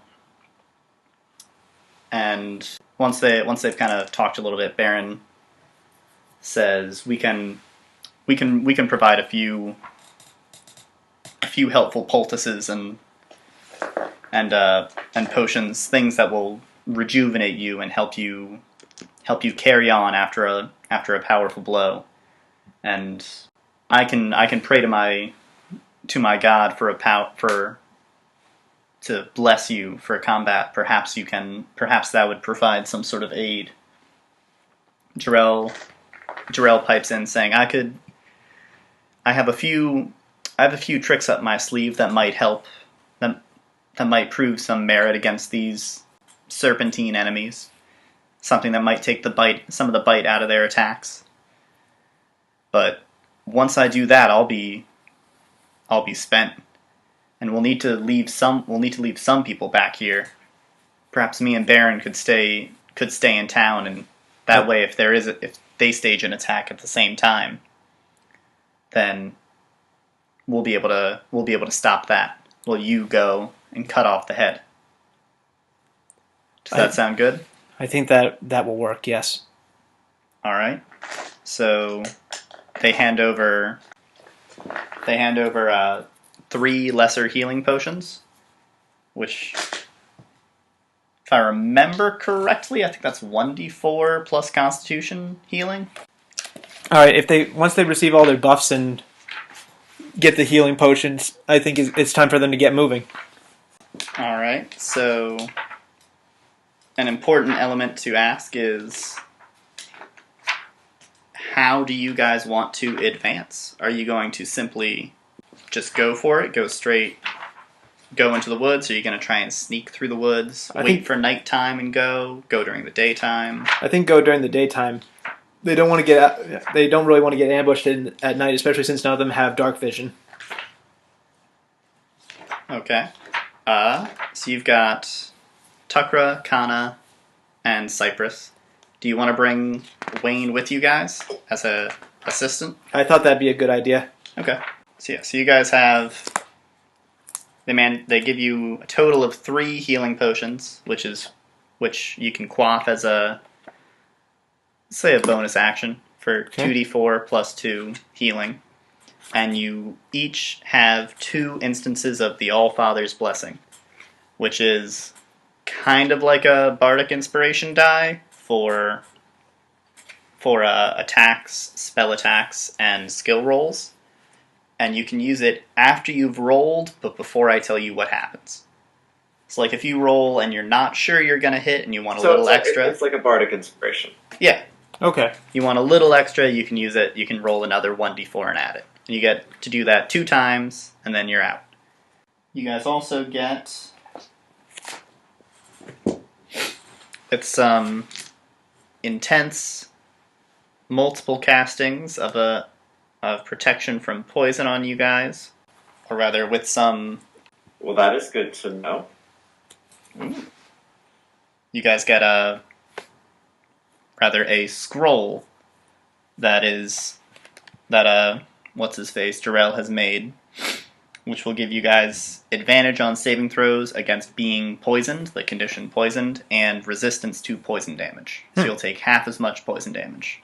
That will definitely come in handy. And you'll have to use it, like you'll have to take some time and cast it as a ritual at some point, because this is a special kind of altered version of it. It lasts for, Jarrell tells you it only lasts for an hour, so make sure you don't use it until you're just about there. Right. Because Tucker remembers it's about it's around a half day to 3/4 of a day of travel time to get to this place. What time is it now? It is, been talking, chatting, probably around kind of town later in the day. So it's probably starting to get dark around now. Okay, so they would probably agree to just depart at first morning's light. Hopefully the monsters will let them rest until then. So you guys want to go at nighttime? All right. Let me get things. No, we're not going to head at night. Or no, I meant go in the daytime. Yeah. I'm just getting you guys set up to exist. All right. Yes, they all exist on the proper plane. So you guys rest up, you heal, you recover any spell slots, any key you need or you have used. I will give you... this is the time you'll have to choose, do you want to bring along any magic items? Do you want to store anything here? Do you want to take everything you own with you? I think Kaana would leave her gold behind. Okay. But they would also want to bring along those cold iron manacles that Tucker has, as well as the Fey lantern. Okay. What was it? We've also got the Calvic Nobilis, but I don't think we want that. Just cast iron vest, corner fey vest, serpentine. We might want to bring along the serpentine rod, but of course, 2 poisonous magic missiles at a single target. Good to have, either way, just in case. What was the attunement limitation on that? I don't remember. 4 charges, regain 1d4 minus 2 charges at dawn. There was no attunement limitation. I thought I had that specified on somebody. Maybe Leopold's spellbook? I don't know. Wait, let me see that again. Oh, no, yeah. This has... let me see. We'll just do roundabout. So it's been 30 days. So I'll roll a d20 and a d10. The serpentine rod has crumbled into dust about 20 days ago. Oh. Because it regains 1d4 minus 2, but not a minimum of 1. So it loses charges over time. I'll just recycle unless that you're then. lucky. I will recycle that then. That's too bad. So we will bring along the Iron Phoenix banner, though, because it'd be nice. Kale has that. He does have that. Whoops. Or Tur probably gave it to Tur, because Tur's not about going into battle. He would just cast Bless using it or something. I don't know. Wait, who got what? Kale has the Iron Phoenix banner. He did not give anything to Tur. Yeah. I thought To be honest, would you give anything to Tur? Probably. Kale might. I would give lots of things to Tur. But I don't control that. Alright. And this is where I ask, are you guys bringing those poisonous gems? Yes. Oh, Okay. Actually, wait. I'm thinking we bring one of them. no, you're right. Yeah, leave one behind. Okay. Are you going to bring the sort of weaponized one that Cypress has, or the non-weaponized one that Kaana has? The sword weaponized one, I think. Okay. Sure. So I'm you're, not going to use it, but yes. okay. Unless I decide I will. Gotcha. Just making sure we know. I know what everybody's got. So you guys have all that stuff set together. Yep. Oh, and I'm making sure it's especially sealed up. Okay, so you're taking some extra time to tie it nicely, getting it well tied together. Yeah. Okay. Yep. Da-ba-ba-ba. That should be a 14. Okay, that's fine. So the night passes. Let me check something real quick. In the middle of the night, you hear the sound of sound of something collapsing. It sounds a little bit of a whiles away. There are some kind of outcries and loud noises, but it quiets down and things seem to return to normal. Would you like to interrupt your night's rest to go investigate this, or would you like to finish your night's rest? Well, Cypress is a wood elf, so she's probably already gotten her full night's rest. Well, you still need to spend the 8 hours not doing stuff. Well, You only need regain you only need to dice. sort of sleep for 4.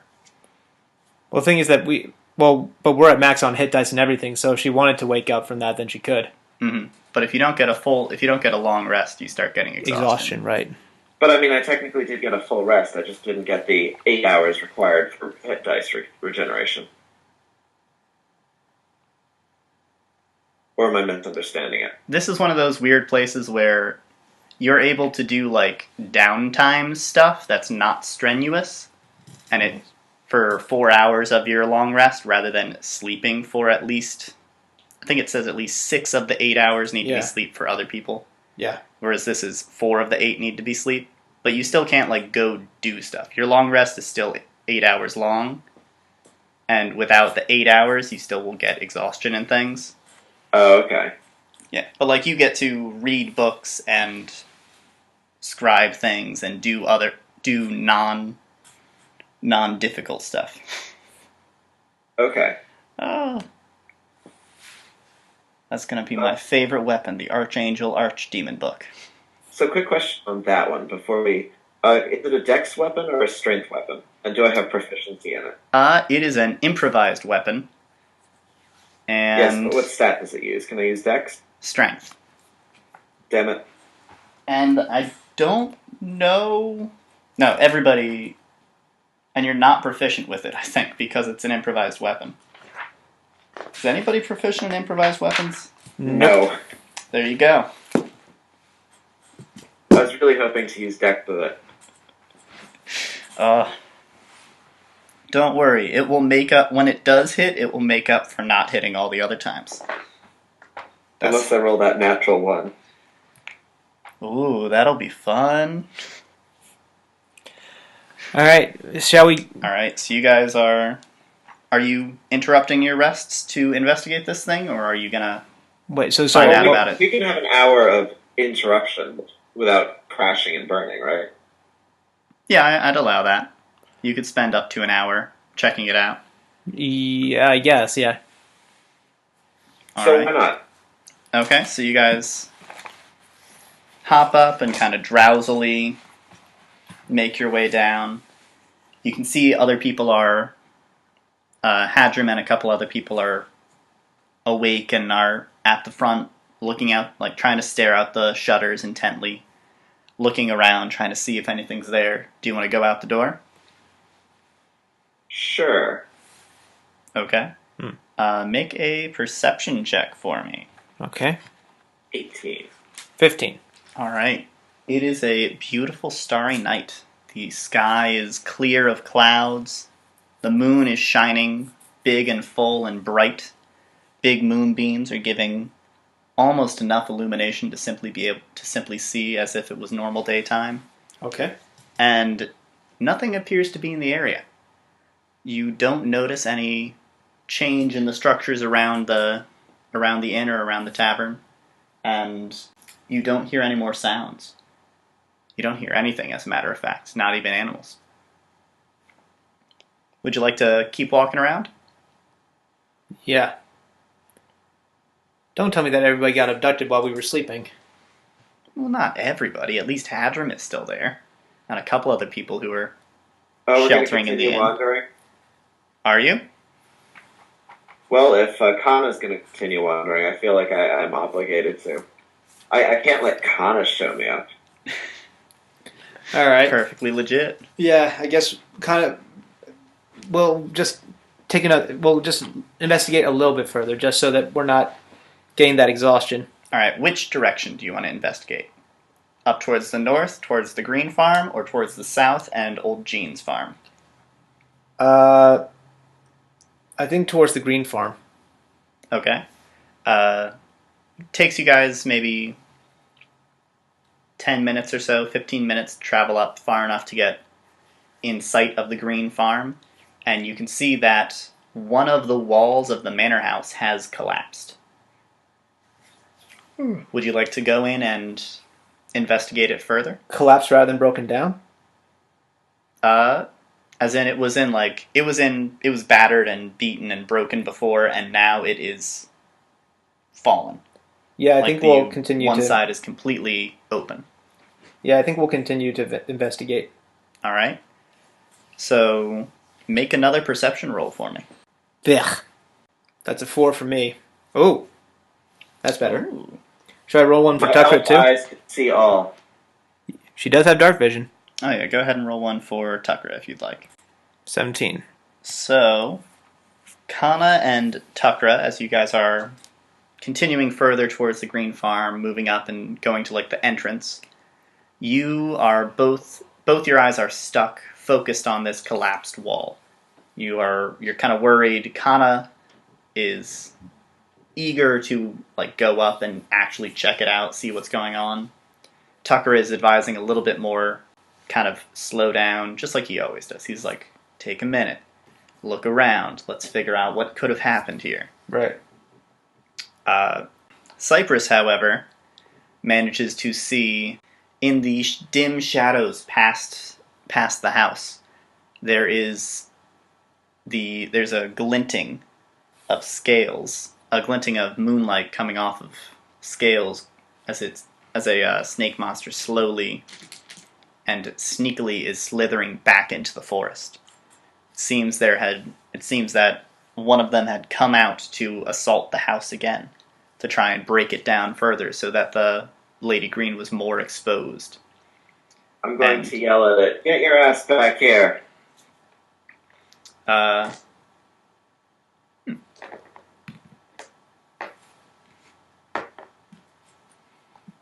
Slithering away like a snake, you coward. How smart are these things? Let me check real quick how intelligent this thing is. And how wide it is. Not wide, wise. Alright. So that was it. So its orders were that. Alright. It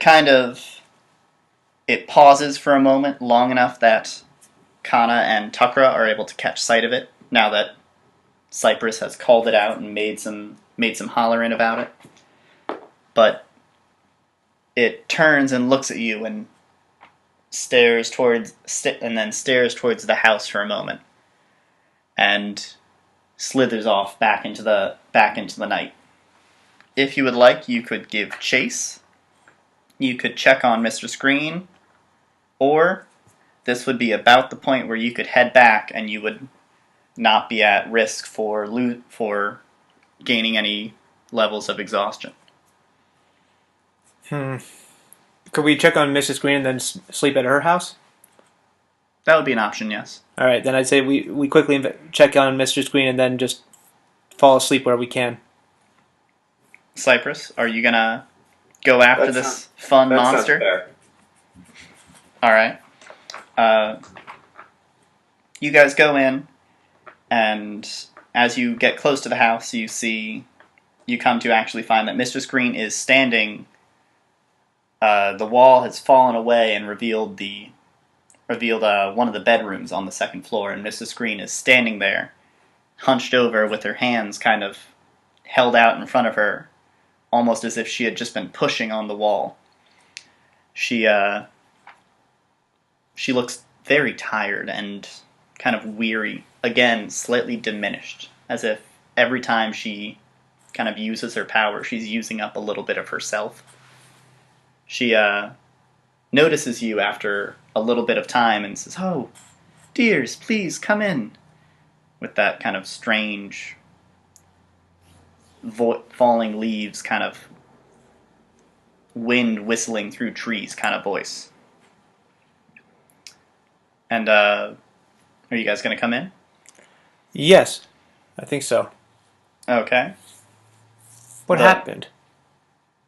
Oh, one of those strange monsters. It came again to try and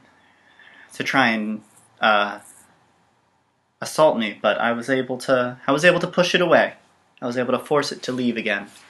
But it took, well, as you can see, it took quite a bit out of my home. She laughs a little bit as she points over to the collapsed wall. I hope I'll be able to bring that back to where it should be, but it would take an awful lot out of me. So I might have to leave it there. What are you folks? What are you dears doing up this late? You should be sleeping. You have a very important job ahead of you. Well, we heard a noise and decided to come investigate, but looks like if you don't mind us resting here, we could probably make up for lack of sleep, or we could probably make up the time that we need to sleep right now if you're willing to host us. That would be my pleasure, dears. I truly hope you managed to deal with this problem. I'll watch over you tonight, and hopefully I can get some rest tomorrow. Please come with me. I'll show you to some nice beds. They used to be my grandchildren's. She's got a very sorrowful, kind of sad note in her voice when she says that. She corrects herself. She begins to say they are my grandchildren's, but she stops and changes and says they used to be my grandchildren's. She opens the door, and there are two very nice fluffy beds in this one room. They're both next to each other.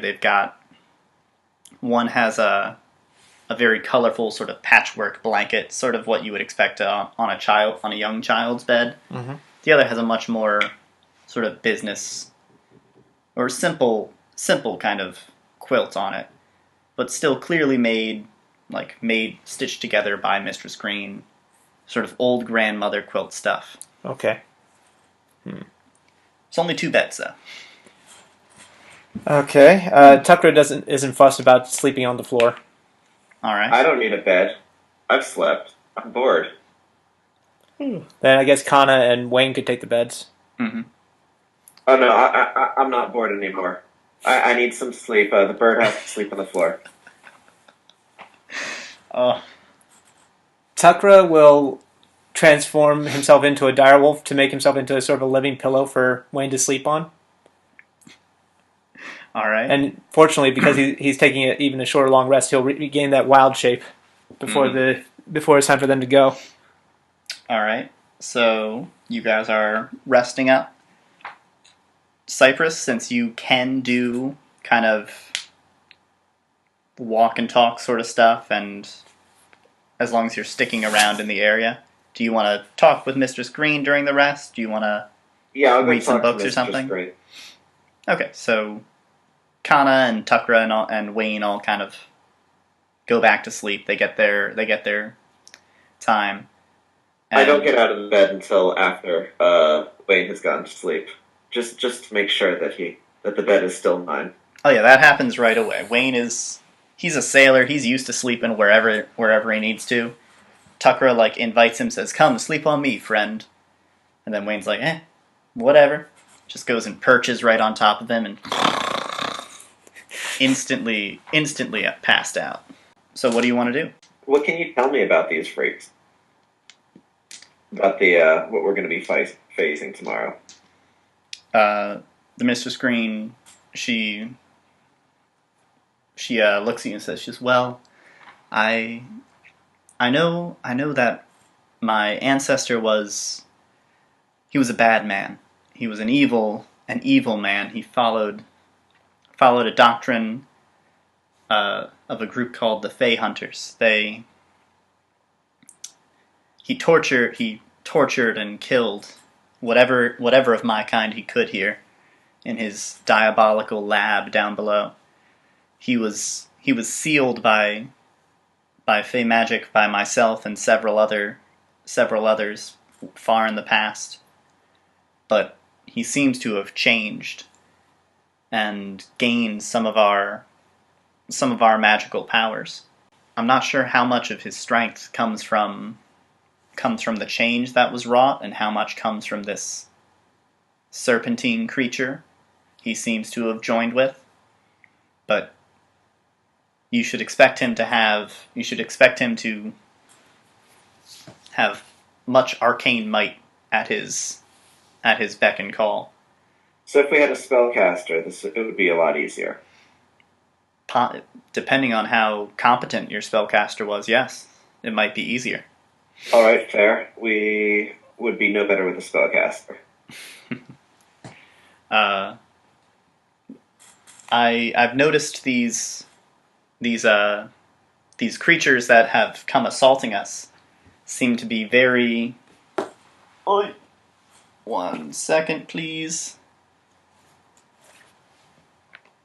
Not quite there. Here we go. They seem to be fairly sturdy and strong and quick, but they don't seem to have minds very much of their own. Okay. And they seem to have little regard for their own life. Sometimes flying into a blind rage, attacking wildly, leaving many kinds of openings in their wake. Easy to strike back and retaliate against. Do they express an unnatural toughness when this happens? No, they seem no more strong than before, but they simply attack with wild abandon. They push through what self-preservation they had before to make attacks land when they shouldn't, but take attacks that shouldn't land instead. So in other words, people who are particularly good at finding weak points will have a particularly enjoyable time against these guys. Yes. Those who need to pinpoint weaknesses seem to would probably have an easier time dealing with this type of foe. But those who are not heavily armored might also have a hard time escaping from their wild blows. Are they fast? How fast are they? They seem to be. They're as fast as any normal creature. No faster or no slower. Okay. Let's see. Is there any kind of other information you'd like to provide us? Or are willing to provide us? Hint, hint, wink, wink, nudge, nudge. Not... what sorts of abilities would Fae have? Besides, magic? Because the statement of magic is a kind of useless statement. Yeah, that's true. Fae magic consists often of trickery and things to stop people, things to move people, to charm or paralyze someone. Be nice to have a bard. And they also sometimes have, or often have, power. The Shadow Fae at least have power over plants and some sorts of animals. Perhaps they can control. Differently powerful Fae may have more or less more or less powerful versions of these sorts of effects. Like a very small young fae might only be able to momentarily turn someone more friendly to them, whereas a hugely powerful fae might be able to take over and dominate someone's mind and force them to their own will. Has the entity actually ever attacked, or just children? Only its children. Any idea why? These monster creatures. The Lady Green is not hugely familiar with this. It seems like some sort of... It's different than other... There hasn't been a fae creature that has behaved like this before, or has created these snake creatures. It seems familiar. It seems similar to a different kind of creature called a naga, where it sort of creates this brood of snake creatures around it. And it's possible that it quite literally could be hibernating or sleeping right now, and having given commands before it went to sleep. Or it might be trying to create more of these sorts of monsters. Perhaps it needs to take some sort of action to create these things, and that action might take time. Okay. And that's pretty much all the Mistress Green knows, all she can really share with you. Well, then let's murder everything. All right. The night passes very peaceably, with the exception of that attack on Mistress Green's house. And it is the next day. All right. The sun is risen. It's another beautiful, beautiful day. No clouds in the sky. Strangely, it's one of those weird days where sunrise and moonset are not lined up. So you can still see that full, beautiful moon in the sky. So you guys head out right away into the forest? Yeah. Dang it, I didn't set them up on here. I want to make sure that I have the right spells for Tukra's, for this... Spells prepared for Tukra? Yeah. Alright. Let me check if anything's going to happen on your way there, and you get working on those prepared spells. Alright. I don't think I'm going to want to speak with animals today. So, you guys have Kaana, who's good at stealth. Cypress is probably okay at stealth. And Wayne is probably also okay at stealth. Cypress is actually pretty darn good at stealth. So let me see a stealth roll. 19. And how's Kaana gonna do? Let's see here. Wait, should I be rolling for both Kaana and Tukra? Yeah, I got one for everybody. Thank you. Alright. I'm all set on spells, Right, too. so I just Wayne is doing great. I wanted Cypress to go is for doing great. Okay, yeah. Yeah, I was just trying to aim for a little bit more of a combat-focused spell prep. Alright, so you guys, the group of you all together, managed to maintain good to great stealth overall. There's a couple moments when Tukra kind of bumbles and cracks on some, like, rustles some bushes or cracks a few branches as he's walking. This is very tough for him. He's so large. There's many things that everyone else in the party doesn't even realize could be an impediment to stealth. He's like, God damn it, that tree branch. Right. Right in the forehead. Yeah. But I've done better to actually be in a beast form, but he's kind of trying to save all of his combat stuff for the big fight ahead. But overall, you guys managed to stop, kind of not get caught or anything. There is one point where you start to hear all sorts of hissing and snake noises, and Tukra quietly whispers, before the snakes were under control, before the snakes were like serving this creature. So you guys managed to sort of skirt around this area, avoid the problem entirely, and you arrive outside a artificially cleared grove of trees with a strange tower built out of this kind of obsidian substance. So you're centered on the characters, whatever, and you see this kind of big structure. It goes up about 30 feet high to a dome ceiling. In the front, there is a 10-foot wide door. It looks to be about 60 feet across, and you can hear some subtle snake-like sounds from inside. And where before Tukra and Jarrell had seen no light at all in there, it had been completely pitch black. Now you can hear the crackling of fires inside, and you can see there's illumination. But there's also a lot of cleared ground between the tower and the trees outside. So there's no cover to kind of sneak up on it. There aren't any windows on the tower, so you could walk around and sneak by the sides. How would you like to approach this area? Why don't we do the typical approach of one of us gets them to come out, and the rest of us murder them? I like the sound of this. All right, who's going to get them to come out? As the one who came up with the plan, I propose that I don't go out. All right, Tukra.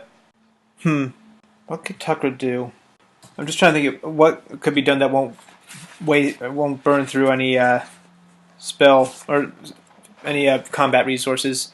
I'll do it. No, you know what? Kaana will try and get a sneak attack in on one of these guys, an assassination attempt. She's going to stealth. Okay, show me a stealth roll there. Okay, so stealth at a crit fail. Come on.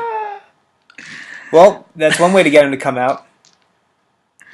All right, so where are you going with Kaana? Show me where you're moving yourself to. She was going to try and move behind the tree. She was going to try and get in range to hit one of these guys with a short bow. So where's she going? Move yourself where you want it to go. Cannot believe I rolled a crit fail on that. Ay. Just imagine, once you get to level 11, things will be so much easier. At that point when you can't roll lower than a 10. A hilariously high amount at that point. Okay, good. So she'd be going this way, trying to reach this point to fire off a shot. Doggone it. Getting behind these trees to try and fire up a shot into the enclosure. So going behind these trees and firing from around there. From around there? Yeah. Okay. So from there, you are able to see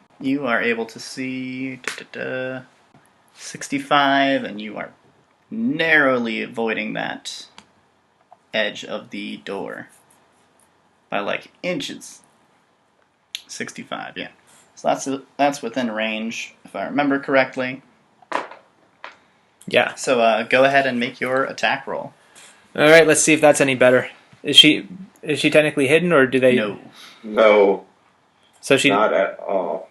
But since it's the initiative, would it be surprised if I attacked it, or? I'm just trying to think for the assassinate rules. Pull them up. Should we roll initiative now? I want to see what happens with the attack, but then we will be doing initiative. Yeah. Okay. Oh, I have nothing under assassinate. Click on it. I thought you had it. Something. Oh, there it is. There you go. You have advantage on attack rolls against any creature that hasn't taken a turn in combat yet. In addition, any hit you score against a creature that is surprised is a critical hit. Okay. So we're not in combat yet. This is basically, I want to see if you get lucky on this attack, perhaps you can regain from having failed on your stealth. Okay. If you don't get lucky, this will be how they have discovered you. Got it. Actually, but advantage will give me the... you won't have advantage. But... This isn't combat yet. All right. This is me seeing, do they figure you out because you missed with your attack? Or do they notice you and then you attack? And you get lucky and hit them. Okay, Kaana will attack with her short bow. Yoink. 21. All right. You get pretty lucky. So roll me some damage, and then I want initiative. And I do have it. It's a 1d6 plus 4, right? Mm-hmm. 5 damage. 5 damage. Okay, not bad. And initiative on Kaana is... Oh! 20 for initiative on Kaana. Nice. And on Tukra... Alright, we'll do in here. I got a 10. Gorgeous. Tucker's initiative is at a 0 for a boost, but he rolled a 19. Tucker's feeling. Right. Tucker's ready to go. He's ready to take care of some nasty little Kaana. fey beasties. All right. So Kaana has provided her first opening shot. This is the time to move your fella. If you would like to, I'm going to assume that everyone would have gotten in position somewhat before Kaana made her first shot. That sounds reasonable. Because, Is this Cypress? yes. Hiding behind that tree. Okay. That tree seems like a good spot to hide in. Tucker would be up near Cypress. All right. So, Kaana's shot cries attack, or it lets them know they're under attack, and they can see Kaana. She's kind of sticking out. She took her shot. She was like, "Oh, that's a nice shot." Kept out slightly too long, and they were able to see her right as the first hit came in. Which one did you want to attack, by the way? The one on the right or left? On the left. Okay. That seemed like a more realistic shot for me to make. All right. So now combat has opened. So that was your attack. Now we go on to Tukra. Well, rather, do you have anything else you want to do for that turn? Should we try and hide? You want to hide for a bonus action? Go ahead. Yeah. Well, I was hoping... Sorry, what's the rule with assassin again? It's they have to have taken no action, or they just have to... They need to be surprised. Right. Well, that's for it to be a critical, but for me to get the advantage. Mm-hmm. But you already had your attack. Right. You basically got disadvantage because you bumbled your stealth, advantage because they had an attack. So I'll just take the hide action. So is that... It's just a stealth check. Yeah. Okay. Stealth at a +8. All right. You disappear into the into the leaves and trunk, and no longer seem to be there. They are mystified. You feel very well hidden. And now, if you would like, you could move around. You can move to a different spot, or we could pass it over to Tukra. Well, if she is properly hidden there, then I think she'd stay there.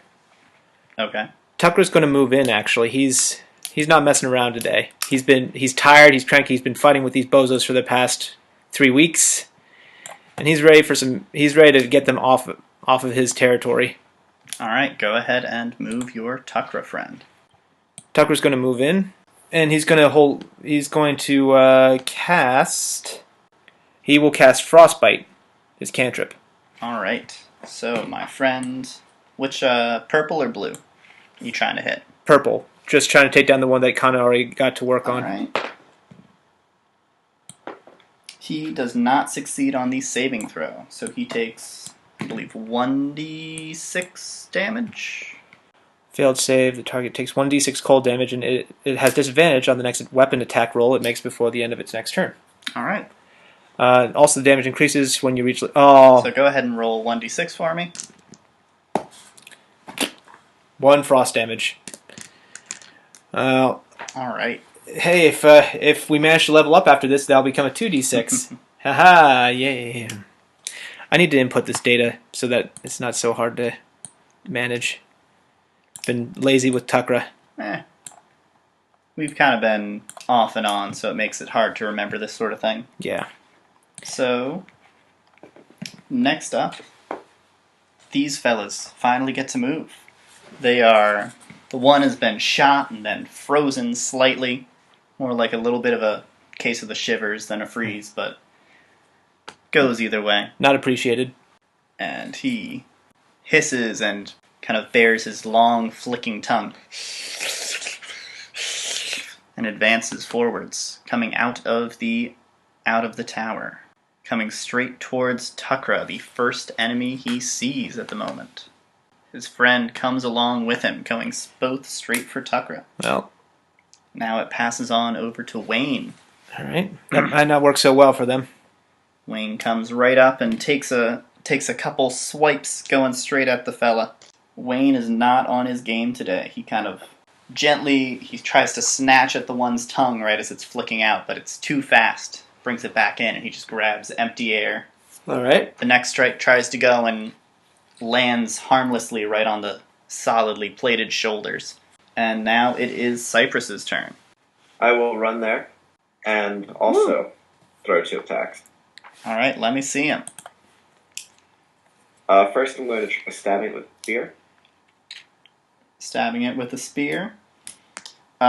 Your spear just barely glints off of its hide. It crashes in and doesn't quite pierce. And then the punch misses as well.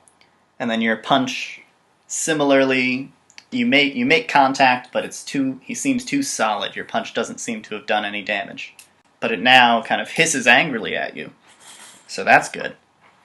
And we go back up to Kaana. All right. Kaana has advantage on these two because she's hidden, or? Yeah, she'll have advantage on her first attack. Okay. But they're not surprised. Too bad. All right. Kaana will attack with a short bow on Mr. Purple. All right. Go ahead and roll me that purple attack. 18. Your arrow kind of glides forwards. Your aim is true and goes straight in, hovering, kind of quivering right next to the other arrow. 5 piercing damage basic from the short bow, and then sneak attack damage for 6. All right, 11 solid damage. Very nice. Thank you. Do you have anything else you'd like to do this turn? No, Kaana will move to the next tree over. Okay. Actually, this tree. She's trying to get a better angle, and she will take the bonus hide action. All right, go ahead and roll some stealth for me. Okay. Ooh. She's very much drawn the attention of that one Yuan-Ti, hasn't she? Yeah, his eyes are trained on her. All right. All right, but it is now Tukra's turn. Tukra will cast Frostbite again on Mr. Purple. All right. Again, he does not. The Yuan-Ti seems to not pay. He doesn't notice as the frost is forming on him, and it sort of hammers and grows cold and shatters, breaking off a piece of him. Go ahead and roll that damage. 6. Not bad. And he has disadvantage on any weapon attack he makes. On his next weapon attack he makes, yeah. Yeah, any next weapon. Yeah, sorry. So, our Yuan-Ti brood here kind of grunts in pain and hisses. And it turns to face its most recent attacker. There we go. Hi. It advances right on Tukra. Roll. And raises up its two kind of heavy claws in its hands. Okay. Or on its hands, and hisses out this barbaric sort of bellow and swipes down twice with its claws. You clean your scales with that mouth. Whew. So it's disadvantage. It's a kind of section of it that froze up, keeps its one arm from raising up too high, and it futilely swipes, missing entirely. All right. Its second claw scores a 16 to hit. What is Tukra's armor class? Tukra's armor class is, why do I not have that page right in front of me? 13. 13? Yeah. What's giving him extra? He's got some leather or something? Yeah, leather armor. Does he have a shield? Yes, he does. Oh, okay. There we go. He has still manages to get hit. He has the wooden shield. It's unpleasant. Yeah, he has that Rowan staff in one hand and the wooden shield in the other. Alrighty. So, let me roll some damage. That is 4 points of piercing damage against Tukra. And finally, it lowers its lower jaw and goes directly down and tries to bite right on Tukra's shoulder. Okay. Tukra kind of tries to push against it and force it off in a way, but its jaws are too strong and it clenches and goes right down on top of him, dealing Tukra another 8 points of piercing damage. Wait, how much damage did the second claw do? 6 and then 8. Jeez, 14. I thought we were decently leveled for this, but maybe not. Yeah, you guys are fine. So now Blue Boy. That's weird. There we go. I guess it was too small. Blue Boy turns at the most recent offender of the attacking him cult, which would be Cypress. And he kind of puffs himself up. You can see his muscles kind of swell and pulse. And whereas the last one attacked and had some measure of kind of patience and measure to its attack, this one just flails wildly at you, doing its utmost to try and harm you. It's like it's doing a barbarian frenzy or something. You could almost say it's doing a barbarian frenzy. So first, its first claw lands and gets a 20 to hit. I have a feeling that hits. Yeah, considering the highest that a monk can ever get without any items is a 20. Yeah. And next, its next claw smacks in. It's got a 17 to hit. I think that also makes it. That is right on the money. Oof. And finally, both its claws kind of bent in. It slams its head down without even trying to bite, just trying to force its fangs into you. And its fangs score a hit as well. Lord Almighty. Well, I never liked Cypress anyway. So take 21 points of damage.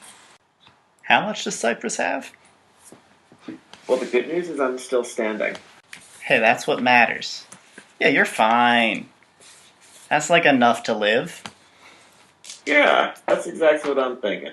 On the fair part, it has absolutely no attention paid to defense, so any attacks made against blue Snake Man will have advantage until its next turn.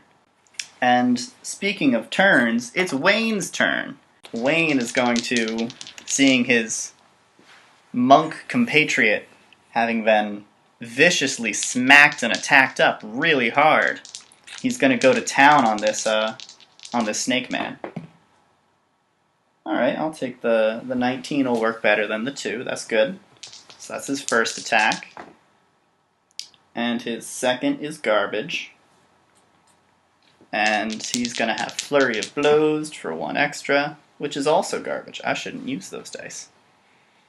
So he only makes one hit, unfortunately, dealing 5 damage. Oh, that's not good. How badly wounded does this guy look? Blue? Yeah, Blue. Blue is hale and hearty. He's fine. He hasn't taken a single hit yet. Well, he took 1 hit just now. Right. Oh, Blue is the uninjured one. Yes, purple is the one that's been getting hurt so far. Okay, then I'm going to drop a key point.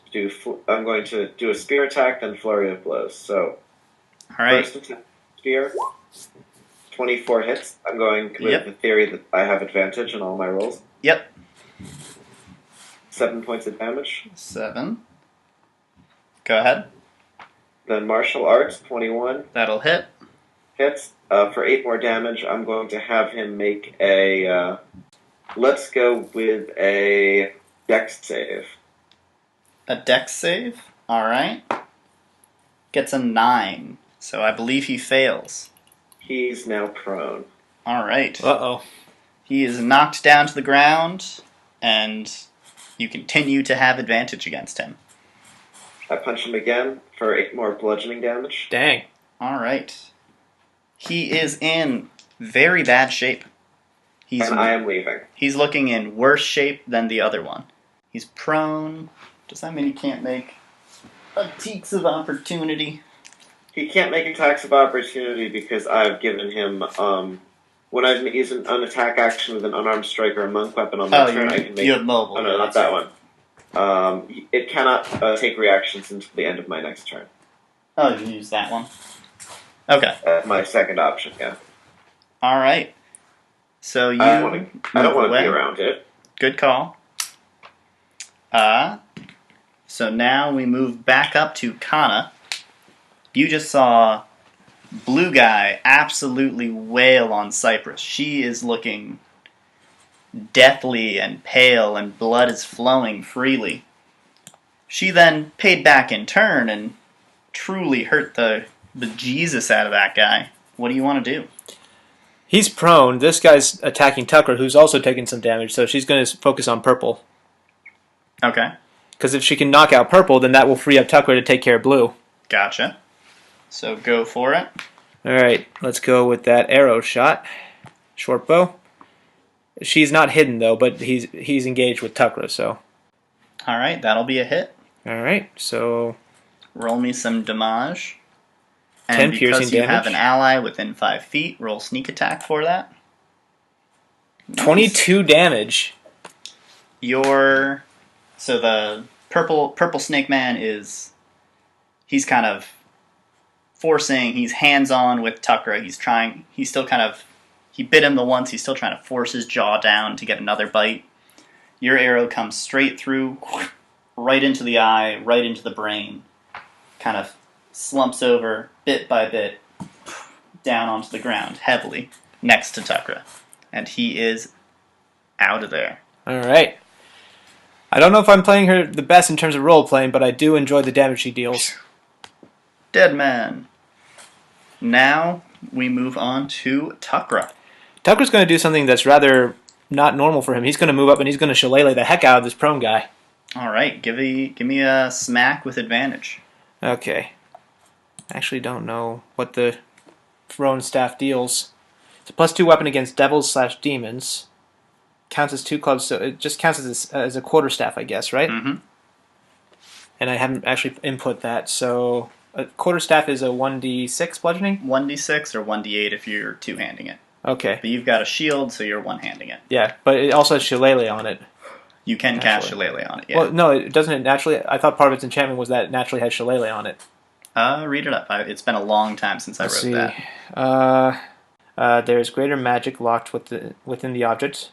Small shattered tendrils. Oh, I guess. Oh, yep. Bonus action shillelagh cantrip.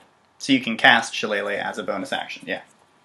Okay, so that basically what that means is you attack using wisdom rather than strength, and it counts as a 1d8 rather than a 1d6. Oh, okay, then I'll do that. So, I will, as a bonus action, cast. Well, I haven't even taken my normal action, have I? Mm-hmm.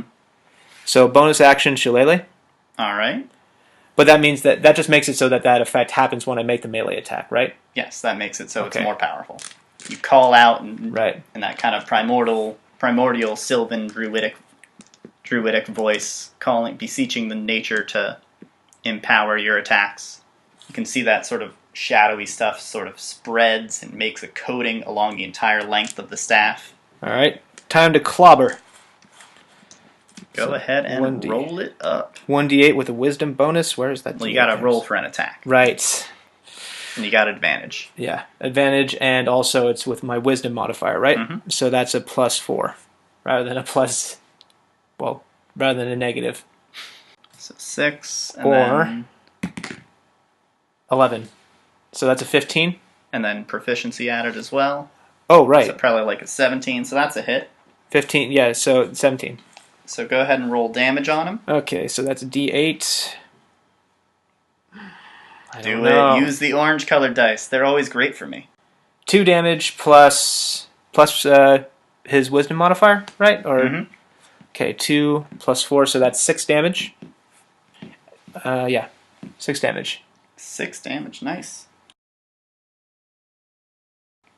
So our fellow on the ground you kind of smash down on him, and some of the black tendrils kind of stay behind and writhe and try to grasp onto it. Mm-hmm. But they don't seem to be able to. It seems like you need something more is going to be necessary for whatever it was trying to do to happen. Right. I need to go find that dude eventually. That great tree. And the Yuan-Ti pushes itself and stands up, which, God, it's been so long. I need to read back up on the rules. I think that gives it an attack of opportunity still, no, right? No, it doesn't. It doesn't anymore? No, the only thing that provokes attacks of opportunity is moving out of range. That's stupid. Standing up should obviously get hit. Right. But alright, it stands up. I think it's to prevent the forever trip. That makes sense. But you prevent that by just not doing it. That's how you prevent it. People say, I'm not going to do this. But so he is severely hurt. He's very injured, and very, very angry at a particular monkey lady who did a lot of damage. So he sweeps around, tries to find you. I say, yoo-hoo! The snake man bellows out in an anguished voice. You can almost hear a human voice behind it, but it's not.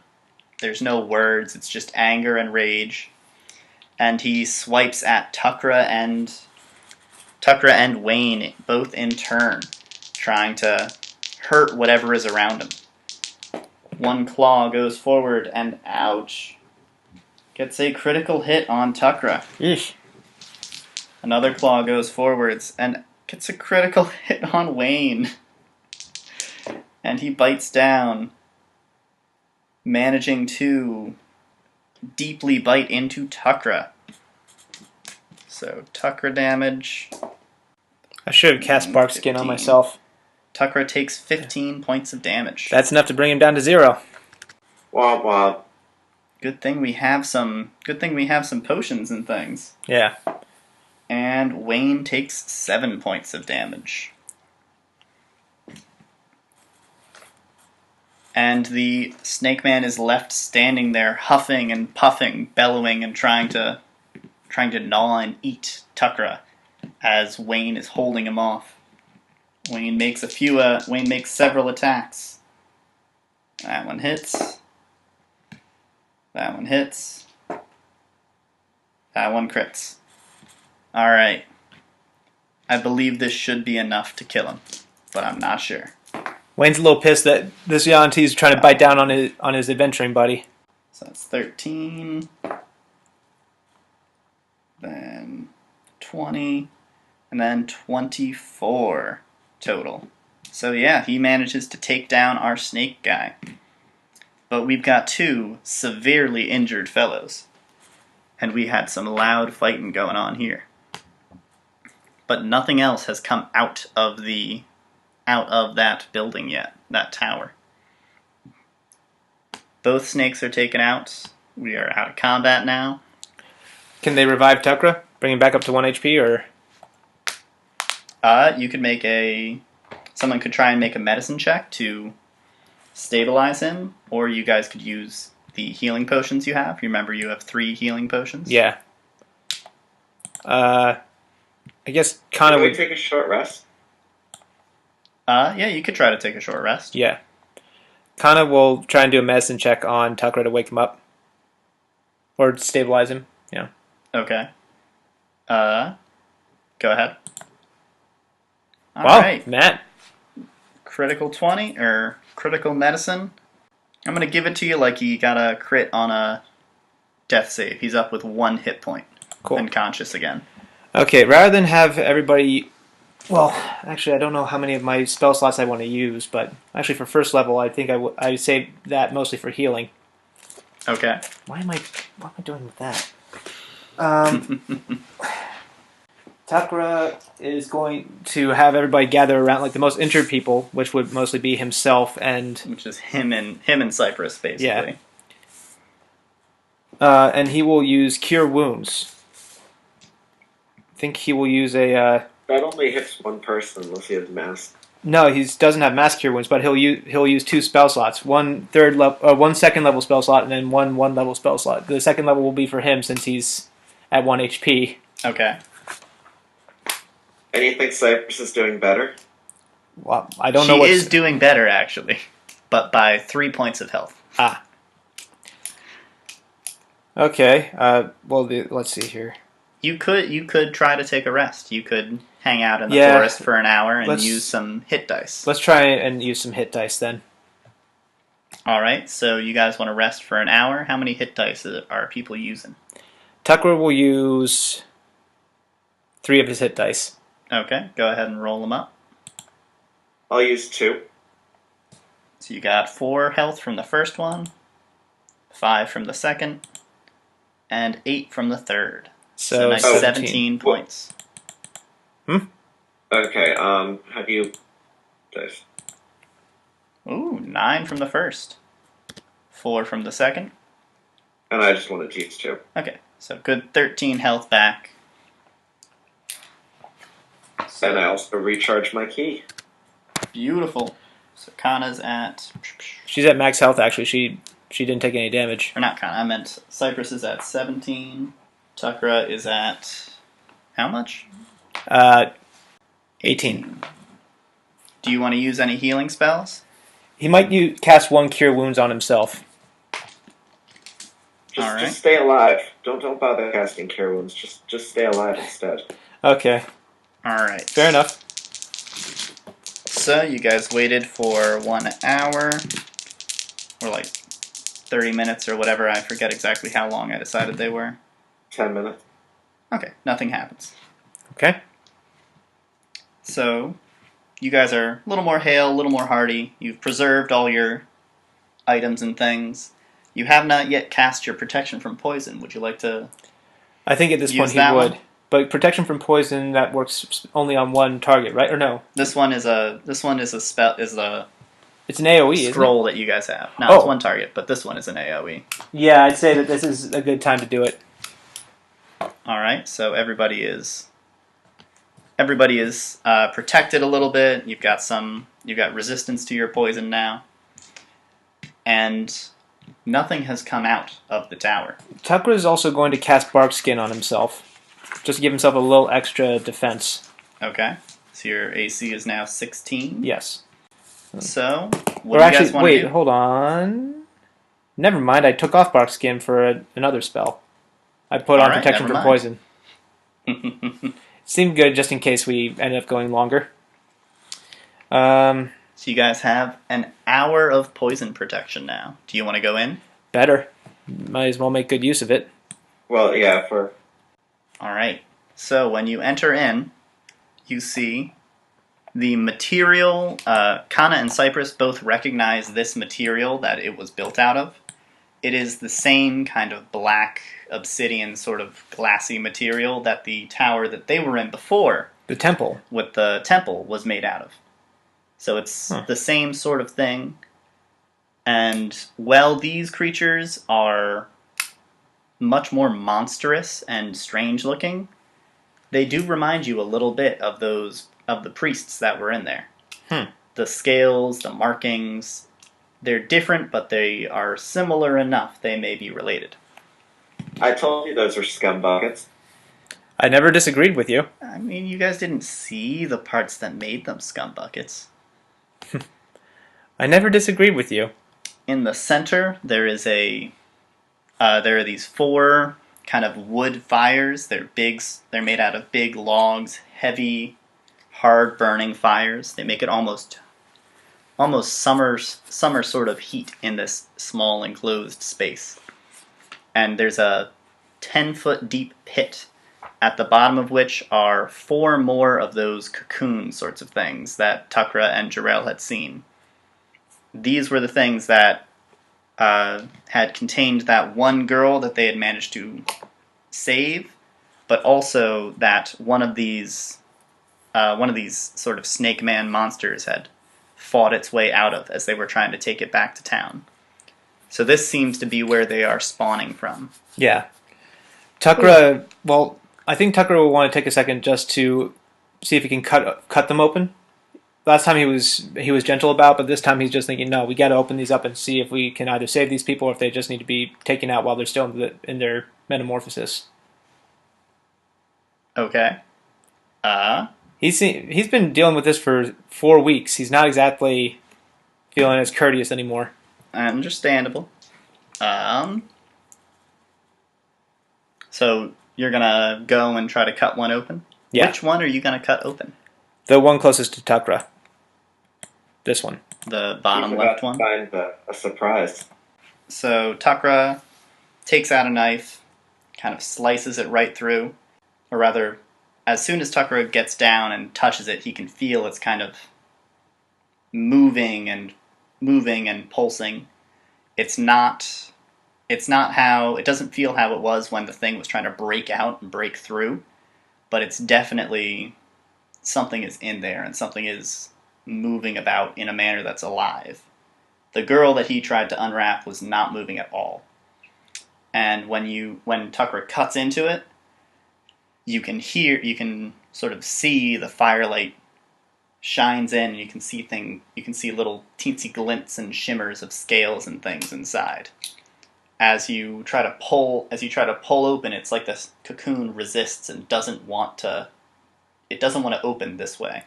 Then Tukra's seeing the scales. He's just going to think, okay, they're dormant though, so it's probably best for us to just move on. If we can take care of the big guy, then okay. I mean, does anybody want to interject? Cypress could interject. Wayne is leaving it up to you because Tukra kind of made the calls before. He's letting Tukra continue to make the calls. All right. Kaana notices in the back there's a... opened it, and what did we run into? I'm not quite sure. He wasn't able to open it. He saw scales and stuff inside, and it seemed to be pulsing and moving a little bit, but it was resisting him as he was trying to open the gash further up. You could try and force it open if you wanted to, like, try and tear it open, or spend some time and just carve the crud out of it, and absolutely do that. But it's up to you. So, quick question: am I allowed to go with the theory that these might potentially be human? Wait, are you allowed to go with the theory that they may be human? Yeah. A human was in one of them at one point. Like, a human was taken out of one of these cocoon-like things before. Okay. Do I know that as a character? Yes, Tukra. That was part of what they filled you in. They found these cocoons. Tukra opened one, and there was this malnourished, really unhealthy young teen girl. And when they tried to take another one home, they didn't have time to unwrap it, but one of these snake monsters bust out of it as they were heading home. So both a snake monster has come out, and there was a human inside one. We should in that case, I think that I can justify and say, we should probably try and rescue whatever's inside, because I think that might be a human. What's Tucker going to say? There might be someone alive in there. There is something alive in there, but I don't think it's a person. I saw scales in there. Yeah. I think that might be metamorphosizing. But if we just want to kill it, we can. Or just ignore it. Either option works. At least with that one, I think if you want to spear through, it's up to you guys. We can just continue killing them if that's preferable. Either option works for me. Or just ignoring them and just let whatever happens to these people happen. I don't know if it can be reversed is the problem. So we could either try and take out their master, and in that way possibly free them, or they will just come at us anyway once we're finished. We don't have time for this, though. Let's keep moving. Okay. So you guys are just going to go on past them? Yeah. Okay. In the back, something that Tukra wasn't there before is there is a rough kind of passageway down. It's a dirt ramp heading down to a lower floor. Right. When Tukra was here before, it was just a single floor. Let's head down. All right. Sounds like a plan. So as you come down the ramp walls, you see a kind of freshly carved out place. The ceiling above you is made out of dirt, but the walls are more of that kind of black obsidian sort of material. Again, here there are 4 more of these big roaring fires, making it very hot in this area. Mm-hmm. And another big pit in which you can see coiled up and resting the gigantic fey snake creature. Its head is down, wrapped up underneath itself. You can hear gentle hissing noise as it's resting. Off to the if you're looking at the map, the left side of the map, you see several scattered corpses in various states of decay. Mm. One of them is Cornish. Oh. Yeah, Hadrim's brother got captured and died, unfortunately. Oh. Cornish game. Moving on. Okay. Tukra will, seeing this, Tukra and Kaana especially, I think, are going to be especially pissed off. Kana's going to draw her dagger, and she's going to try and sneak up and stab this guy for an assassination, hopefully. If she's able to surprise him, right? Yes. Before you do that, I would also like to see a perception check from anyone who cares to make one. I think everybody would. They might be pissed. I failed with a 25, nat 20. All right.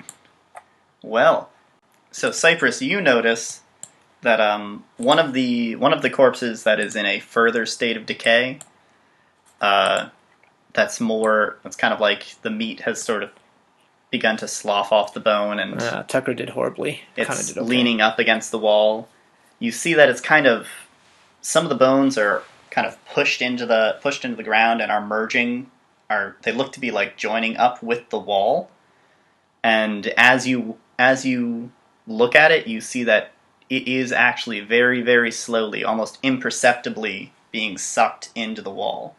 And the wall is growing longer ever so slightly as the bones are being pulled up into it. So what do you mean the wall's growing longer? The tower seems to be getting bigger. But it's such a small amount that if you couldn't see that one area where it was overlapping, you wouldn't know that it's happening. It seems to be feeding on these dead bodies. Well, that sucks.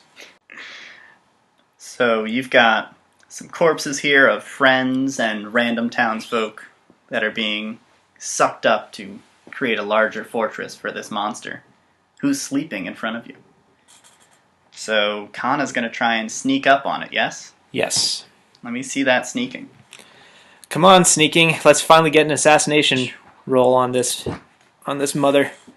Hi, sneaking. I'm the DM. 26. That's pretty darn good. I gotta look at this for a second. Yep, it's not going to be able to notice that.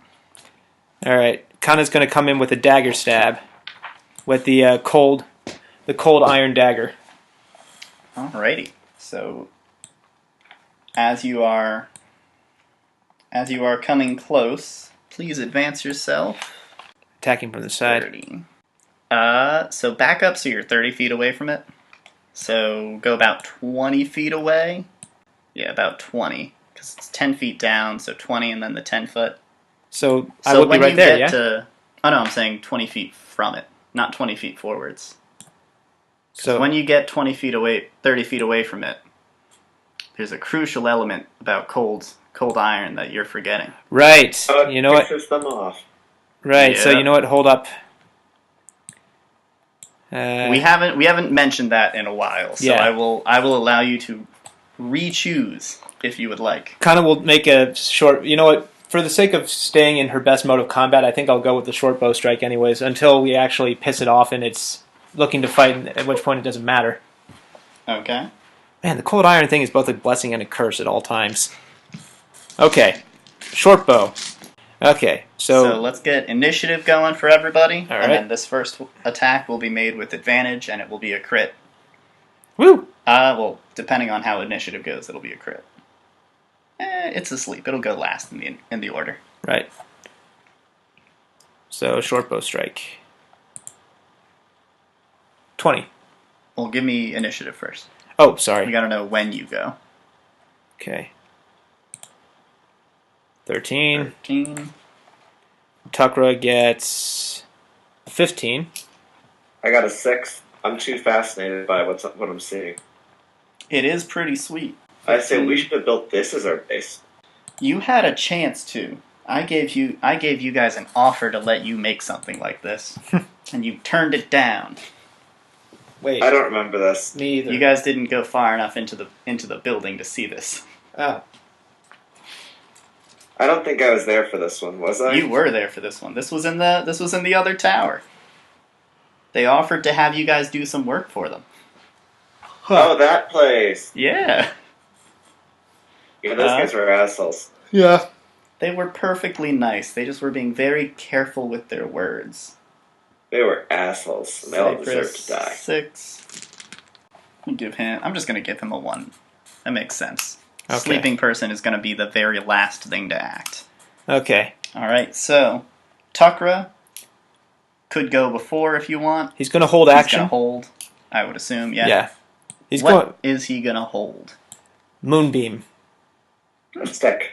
The stick too, but the stick will be used to cast Moonbeam without material components. Components. Yes. All right, so He's going out with he's waiting. He's gonna shine some moony stuff on her. He's trying to get the big guns going. I'm pretty sure Moonbeam is his most damaging spell, especially against a Fae. Oh wait, no, it's only against shape changers. Shape changers, yeah. Special. Con save. That's a weird choice for a light effect, but whatever. So he's gonna hold action to cast a spell. That's good. Yeah. You'll get to trigger it. What is going to be your trigger for him casting it?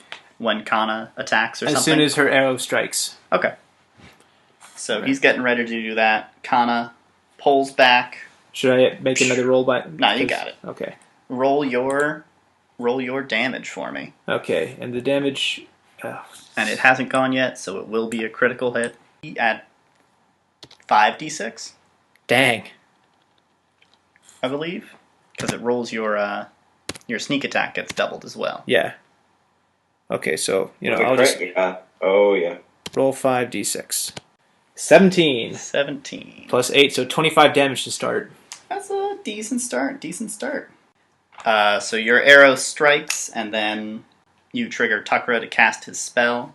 So go ahead and spend that spell slot. And what is his save DC? 14? 13? It should be 14. Yeah. 14. And is that save for half damage or no damage? Let's see. It takes 2d10 radiant damage on a failed save, or half as much damage on a successful one. All right. So go ahead and roll 2d10. And it's a concentration spell, so I can keep it going for a full 2d10, though. That's nice. Woo! 19 damage. All right. And also it's concentration, so I can keep the spell going. Mm-hmm. But for Does it say when it starts its turn? It's when it starts its turn, yeah. Okay. So it takes that at the start of its... It takes that later. And I guess I can use my... With concentration, you use your action to keep it active, right? No. Usually it specifies if there's something you need to do on each of your turns. On each of your turns after you cast a spell, you can use an action to move the beam 60 feet in any direction. So you can use your action to move it, or you can leave it and use your action to do something else. Oh, cool. Okay.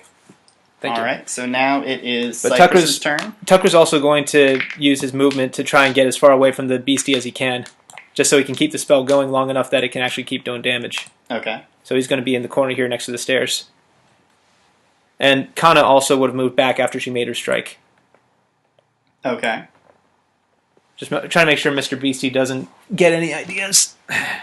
So now it is Cypress. Okay, but that was not the roll yet. I think I will throw some darts. Go ahead and try to throw some darts. 22. 22. That'll be a hit right there. 7 damage. Very solid. And at this point, I think I will end my turn. End your turn. Okay. Your dart kind of flies in, and you manage to find a tiny little crevice in between two of the scales. The dart kind of gets right in there, getting into the meat of this gigantic snake. It's kind of roused from its slumber finally, and it raises up its head. It's got this big hooded cobra style head, and hisses out some strange arcane sounding words, and stares straight forward. So I need to know health numbers. Who has the lowest hit points? Tukra currently has 18. Kaana's at 31. Cypress is at 7. Alright. I think Cypress might win this one. 20. Wait, how did Cypress end up at 7? I thought she used 2 hit dice. 17. Oh, 17. 17. I heard you say 7, sorry. 10, Not a 21, problem. 22. Alright, Cypress. Do you get ignored by the sleep spell? Since you can't be put to sleep magically, or do you Yep. waste hit points? No, I think she just ignores it. Can't be put to sleep. No, I'm saying like for someone casting sleep, do you count them? Like, do they soak up the numbers and then move on to the next, or do they just get ignored entirely by it? I don't know.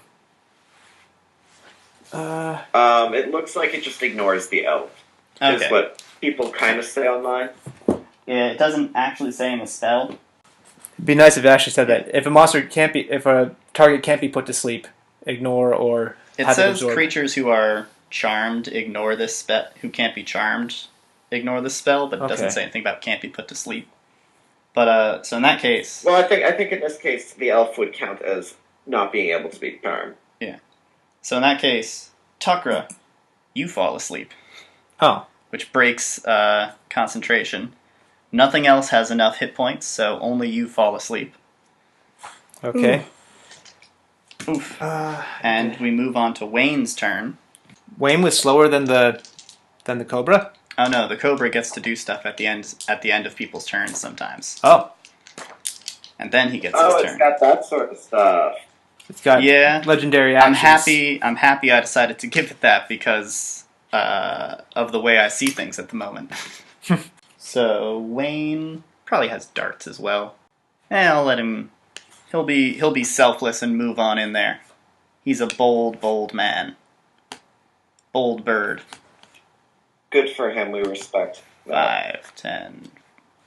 Except Leaps he's a bird, down. 15. So I'm going to continuously have a state of contempt for him. Wayne goes into some ha-cha-cha-cha-cha attacks. And cha. Does not do a great job. Does a really poor job. You gotta do better than that, Wayne. He's gonna spend one of those All-Father's blessings to try and make an attack go through. And he is able to. God bless thee, Wayne. The All-Father's might shines upon thee. How does one wake up from sleep? Is it just when damage is dealt or when they're struck? Damage is dealt or somebody wakes you up. Okay. Which would be... I'm going to call that an item interaction. So, like, you get one free item interaction every round. So somebody can wake you up for free as part of their turn. Okay. Yeah, that's fine. I'll go for that. That counts. So Wayne slaps in and does a serious little ditty, doing a teensy bit of damage. It says someone needs to take their action to slap. Oh, take an action to slap or wake him up? Yeah. Okay. Then never mind, we need an action. Right. So Wayne is right up there next to him. He's being a bold fellow, and it goes down to our Tae Hunter's turn. The moonbeam unfortunately disintegrated and went away as soon as Tukra fell asleep. So he doesn't take the damage? He doesn't take any damage. 39. So that. That's rather aggravating. And I believe this is a 10-foot area. Yes? Oh, no, a 30-foot cube. Okay. The Naga kind of stretches itself up and does that standing cobra snake sort of thing where it raises itself up and it spreads its hood wide, and out from the hood of the snake emits this fascinating, amazing image. It's some sort of spiraling pattern on the scales that moves and grows and shrinks, and it kind of points it at all of you guys. You're all looking to see, and I need you all to make wisdom saving throws for me. Those who aren't already asleep? Those who are not already asleep.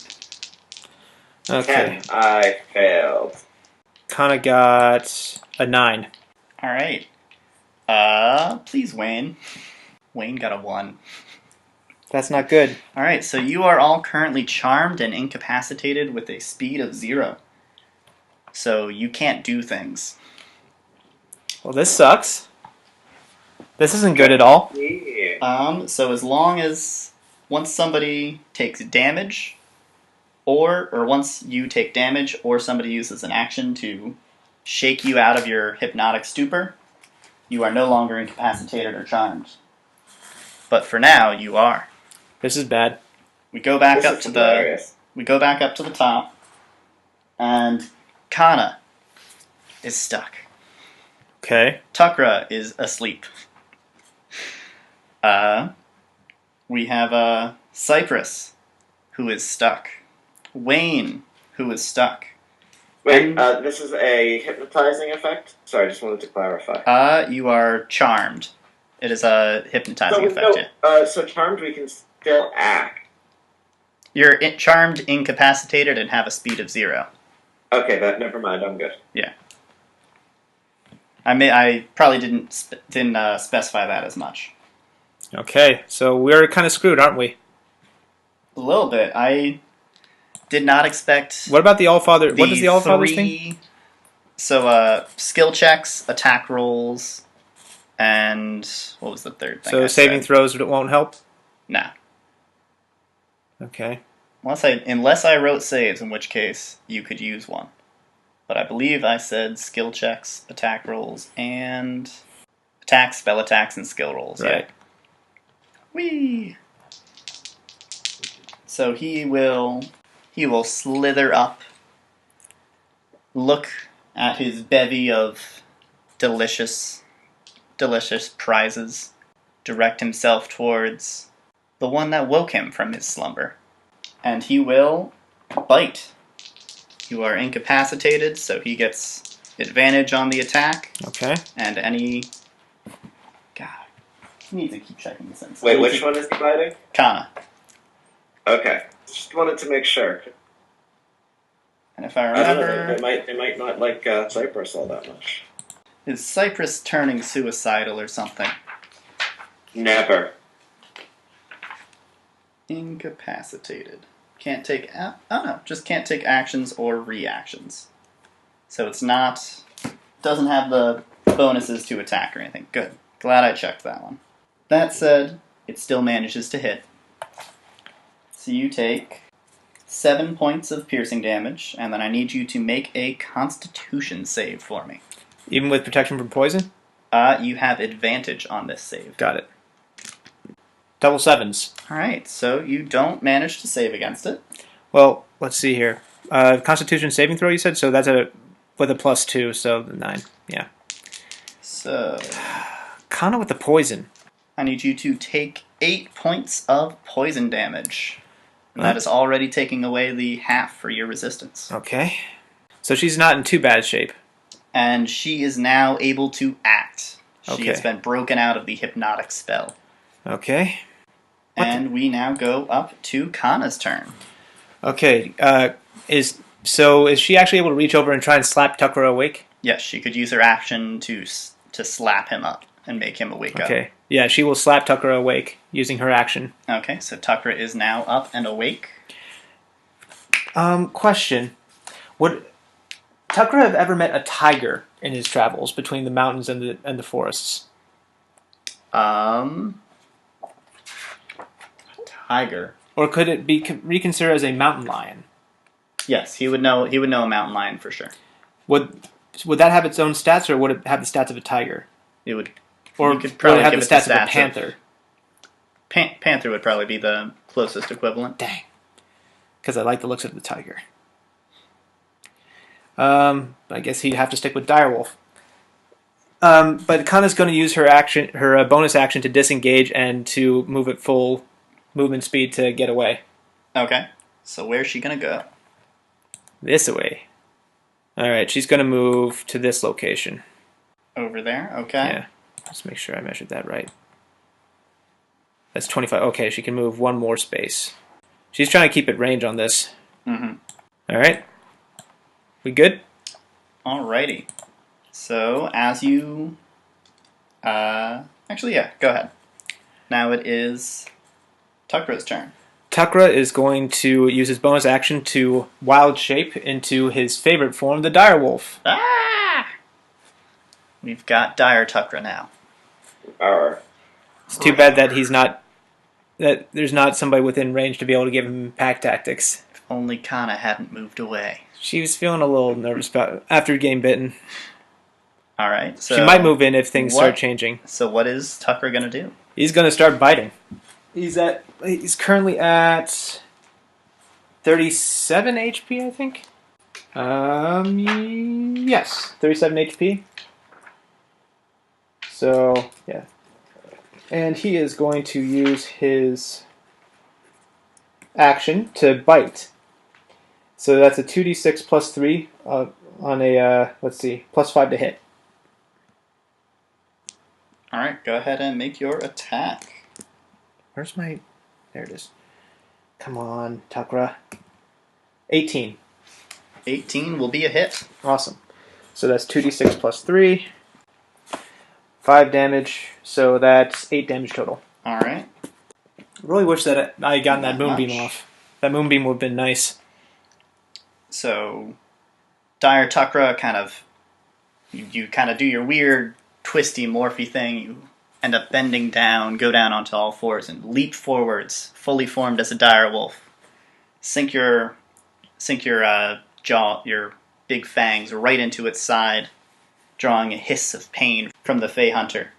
Seeing you turn into an animal like this, it cries. You can hear a voice crying out in your mind, "Dirty monster! I'll kill you. I'll kill everything like you." And its tail flings around and tries to slap you. In Tucker's mind, he's just thinking, takes one to know one. Woo. Oops, that did not land properly. Does a 16 hit a direwolf? The direwolf has a natural armor of 14, I believe. So yes. I've been a direwolf long enough to know this, yes. Alright, so I need you to make a strength saving throw for me. Oh, great. And but his strength direwolf's strength is actually pretty decent. I believe it's a 17. And take 8 damage for me. Oh, taking all the lumps. Strength of 17, so at a plus 3. So 8 damage, you said? Yep. So I'm at 29. And strength saving throw with a plus 3. Come on, buddy. I am just not rolling today. You are pushed 5 feet away and knocked prone. Great. So you're going to be smacked like right into the wall. We'll call it there. That makes the most sense. Okay. And... help, you've fallen and you can't get up. There we go. Alright. I've fallen and I can't get up. Oh no! So now we move on to Cypress, who is still hypnotized, and Wayne, who is still hypnotized. Man. They don't make any saving... They don't get to make any saving throws to try and get out of it? Nah, this is a weird one, because they do it more like it used to be, where you saved or you didn't, and then something happened to you, instead of the 5th edition thing where it's like every turn you get to make 4 saving throws to stop this effect. Alright. So, having pushed away Dire Tukra, the Fey Hunter turns and it faces Kaana, and it utters again these kind of quiet hissing kind of arcane words, and it casts the spell Gust of Wind, which creates a big long tunnel of wind. Hi, yeah, like this. We'll go that way, because that's a nice clear one. It's targeting Kaana? Yep. Oh, that's not going to work very nicely. Yeah, that'll be fine. I can manipulate that. It creates a big pushing wall of wind, basically, forcing you to make a strength saving throw. Uh-oh. I can't make it acrobatics? Nope. Alright. Hunt spot! No, you fail.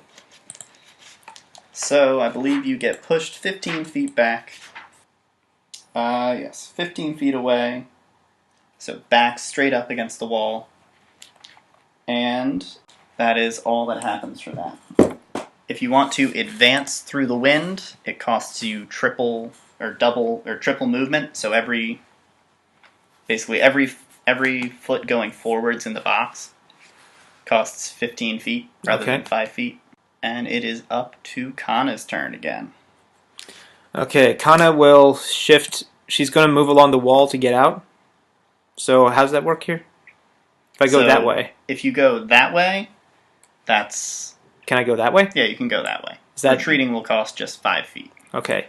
Once she's out of the wind, so that's 5, 10, 15, 20, 25, 30. Mm-hmm. She's going to try and take a shot at him, just a regular shot. Okay. Go ahead and make an attack. Okay. With the short bow. That will not hit. What is with me in the rolling? Am I just leading our party to demise? I don't like that. Nah, you're doing fine. I don't know about that. Your arrow flies true and straight. It's going to go perfectly right into its maw. But the wind knocks it and batters it away, knocking it down so it can't. So it falls harmlessly at the Fey Naga's slithery body. Right. All right. Now it is Dire Tukra's turn again. Tukra will up himself or bring himself back up using half of his movement speed. His movement speed is actually heightened, I think, because he's a dire wolf, right? Yeah, he probably has 40. Yeah. So he still has 20 feet to work with. So 15. That's 20 feet, yeah? Yeah, that's fine. And he will use his action to try and knock the hypnotism away from Cypress. Okay, so you'll like nuzzle and smack her with your face until she maybe wakes up. Maybe give her a wolf tattoo. That's actually a thing. A wolf like the gentle bite where yeah. it's like it just creates a really it'll create apparently at some of the wolf shelters, like the wolf there's one over near Westchester. Mm-hmm. Apparently the handlers sometimes, if they get too close to the fences on the wolf enclosures, the wolves will actually just reach through and give them a little nip, and it creates such a bruise because wolves' jaws are so strong that it creates a really dark bruise that they call a wolf tattoo. Huh. Oh, you learn something every day. Yeah. Very interesting. All right, so yeah, he's going to do that. Alrighty. So now we will wait for me to join us up again. Yeah. I'm back. Oh, there we go. Perfect. You have been woken up from your reverie by a wolf. He nipped you in the butt so hard it's going to leave a big bruise. Damn dogs. Oh. But it has awoken you from your hypnotic slumber. You are now able to do things again. Am I on the ground? Am I prone or am I standing? You are standing. Okay, I will move 10 feet to Snake. Unleash a flurry of blows, starting with a spear attack. Okay, let me see. 13. That does not manage to pierce its armor. Then I'll do 2 punches. Start with the first one, 22. That manages to leave a lasting mark. It's going to hurt real bad. Just you see the knuckled indents in the scales. Yeah, the scales for like 5 fall bludgeoning off. damage, and that will remove reactions. Alright. Haha, no more of that. No more Then tail I swipes. Miss again, and I will move an extra... Remember, that's a 10-foot deep pit there in the middle. Oh! I don't think I'm going to be going that way. Just stepping on the bodies. Yeah. I'll go over there. They're not going to mind. It's true. They're just corpses. Yeah, they ain't doing nothing about it. Alright, so after your strike, you can hear inside your head there's a different voice than that was in Tucker's head before. You hear a faint voice speak in your head. It's saying, it has a severe hissing sort of element to it. Every S is very elongated and carried out. It's saying, stop him. He's taken over my body. I don't want to do this. Please stop him. I think how? Do I get a response? Not at the moment. But Sounds like I need to you punch it definitely can feel that your message went back. Okay. Like it felt like you were saying something without saying something. Okay. So next we have Wayne, who is still stuck there, tantalized by the beautiful patterns on this cobra's hood. And our Oh, I should have punched him. Whoops.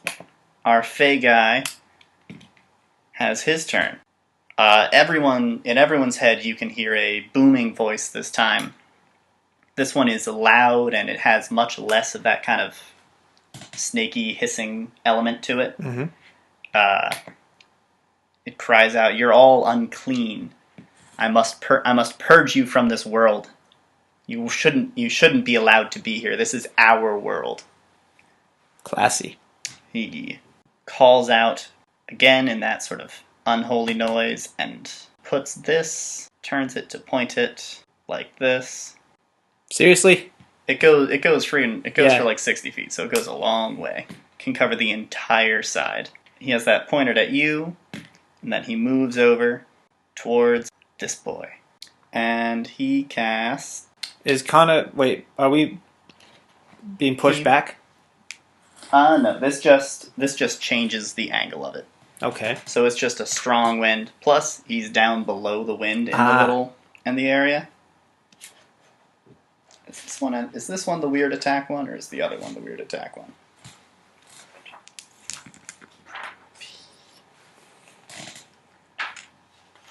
Note to self, make sure I look at all the spells I give monsters before giving them those spells, so I remember them better. It's such a problem, isn't it? Yeah, I'm like, oh, this is so cool. This should be great. But then I'm like, I forget how that works entirely. Okay. So, the snake kind of raises up. You can see its fangs kind of come out a little bit further. The fangs themselves almost distort slightly. The opening at the tip where the venom would come out, seeming to puff and bulge. And then a big gaseous whoosh, breath of poison floods out at Tukra. Oh, lovely. Make a Constitution saving throw for me. All right. I forgot what a dire wolf's constitution is. Hoping I it's high. don't think they're great, unfortunately. Hope springs eternal. It's at a +2, so That's pretty good, yeah. 16 + 2 for an 18. All right. Dire Tukra manages to recognize kind of this poisonous gas rushing at him, and holds its breath and waiting as the smoke dissipates kind of all the heat in here, creating a convective upward force, the wind itself adding into it, so the gas quickly rushes up through the steps, escaping out, possibly poisoning those people in the pods up ahead, upstairs. We don't know. Tukra, But he takes no damage. Once the cloud is gone, Tukra's just going to look up at the Naga and do the dogs, and he's like,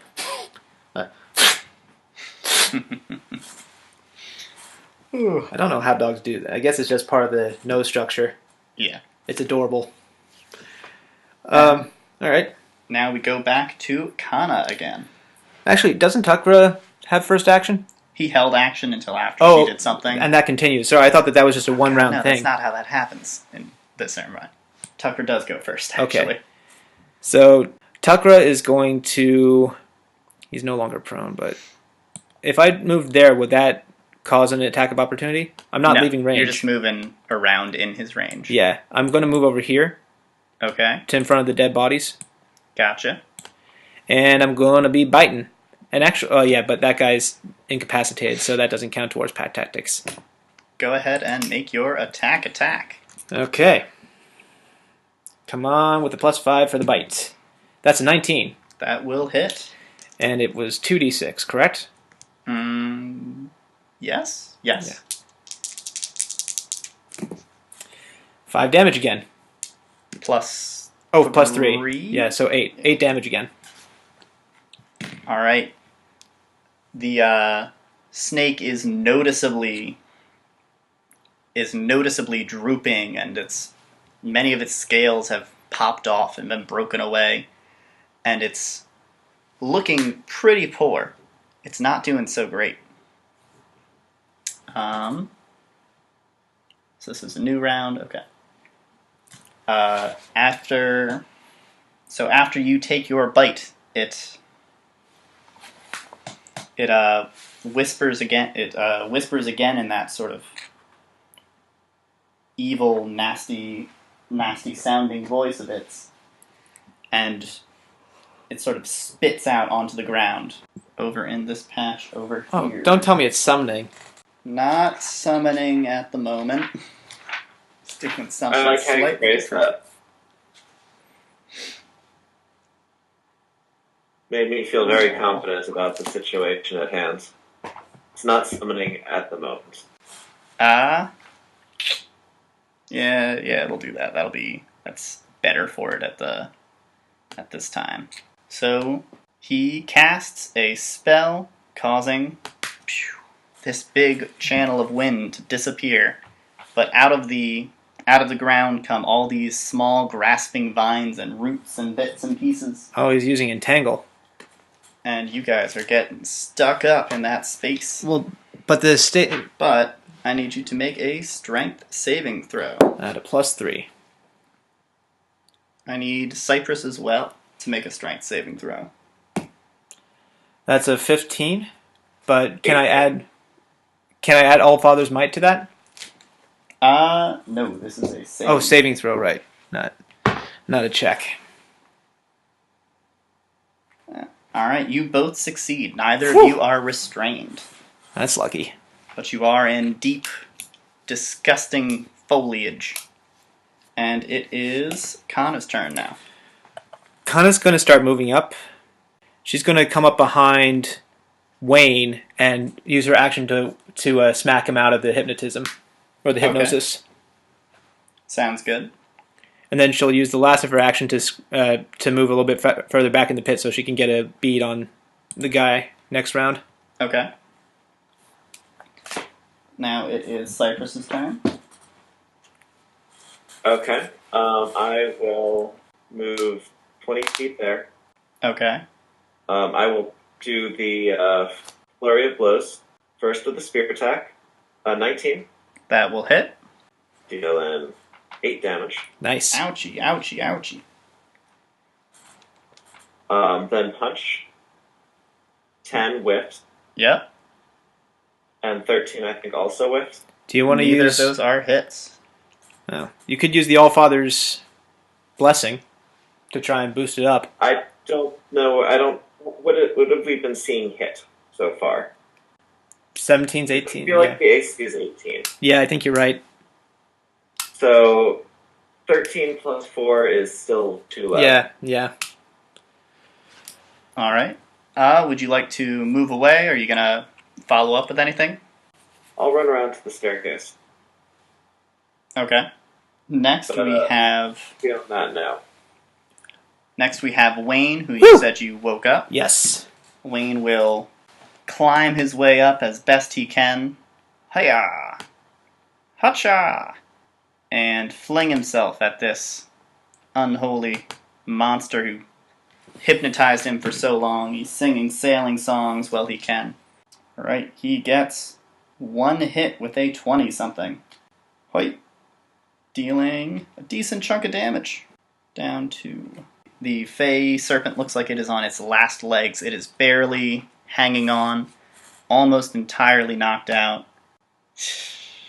Sweet. Uh-oh. Alright. As a last-ditch attempt, it can... Is anyone immune to being... no, never mind. This is just another one. Another save from everybody. What kind of save? A wisdom save. Tukra's got... You guys are supposed to be good at this. Tukra is, at least. Woo! I am passing this time. Yes, you're definitely passing this time. Tukra got a 16. You're also Why is it not doing what it's supposed to do this time? Kaana got a 4. Alright, Kaana is not passing. Alright, Wayne also passes. Man, his last-ditch thing did not work nearly as well as his opening gambit. So, only Kaana falls under the difficulties of the confusion spell. Uh-oh. You cannot take reactions, and you roll a d10 at the start of your turn to determine what you will do that turn. Oh boy. Okay. At the end of each of your turns, you'll get to roll another save to see if you break free of this spell. Okay. He will slide up onto the stairs and try to slide past Cypress. Cypress, would you like to take a swing as it's trying to flee? Don't I get one as Oh, well? heck yes. Tucker? Yeah, Tucker does actually get one as well. And he has pack tactics, I believe. Yes. That is a 15 plus 5, so a 20. Alright, that'll be a hit. 13 misses. Yep. And I do not have tech tactics, which is a shame. 9 damage. Alright. So Dire Tukra manages to bite down and grasp onto the tail as it begins slithering away. And in a great example of might, you begin to pull this massive creature back and away from the stairs. And with a final shake of your dire head, you toss him down into the pit where he lays and does not move anymore. Oh. Seems to be not even twitching, breathing, nothing seems to be happening. Does the confusion spell go off of Kaana?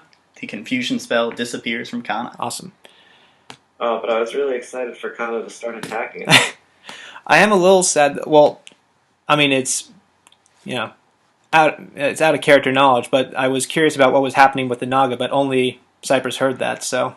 Mm-hmm. It's a shame we murdered it too fast. I will ask for Tukra and Kaana to both roll, I'm going to call them intelligence checks to see if you remember a relevant detail about something. That was a 12 for Tukra. Oh, wait. No, sorry, that was an intelligence save. You just click on the stat, yeah. No wonder. Oh, even worse. Kaana, I don't know why I'm not just rolling dice. 15. All right. Kaana remembers that the snake person that she fought and she brought back the head of disappeared because it regenerated oddly quickly.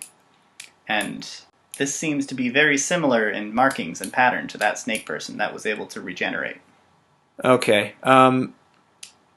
If Tukra is going to revert back to his Goliath form, Kaana would ask for him to cast Flaming Sphere and burn the body. Okay, you're going to try and burn the body down to ash. Down to ashes? Yeah. In fact, let's just grab some of the... You know what? I mean, you do have 4 big roaring bonfires here, yeah. And you're in a forest, so you've got lots of wood.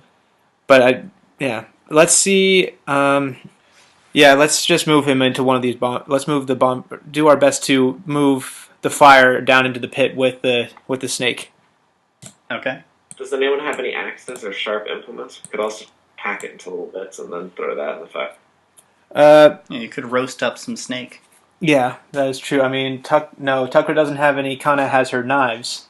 Actually, I'm guessing her cold iron dagger might help with cutting through a fey. Yeah, let's use the cold iron dagger exclusively for cutting. Yeah, that would definitely work. Yeah. Nicely.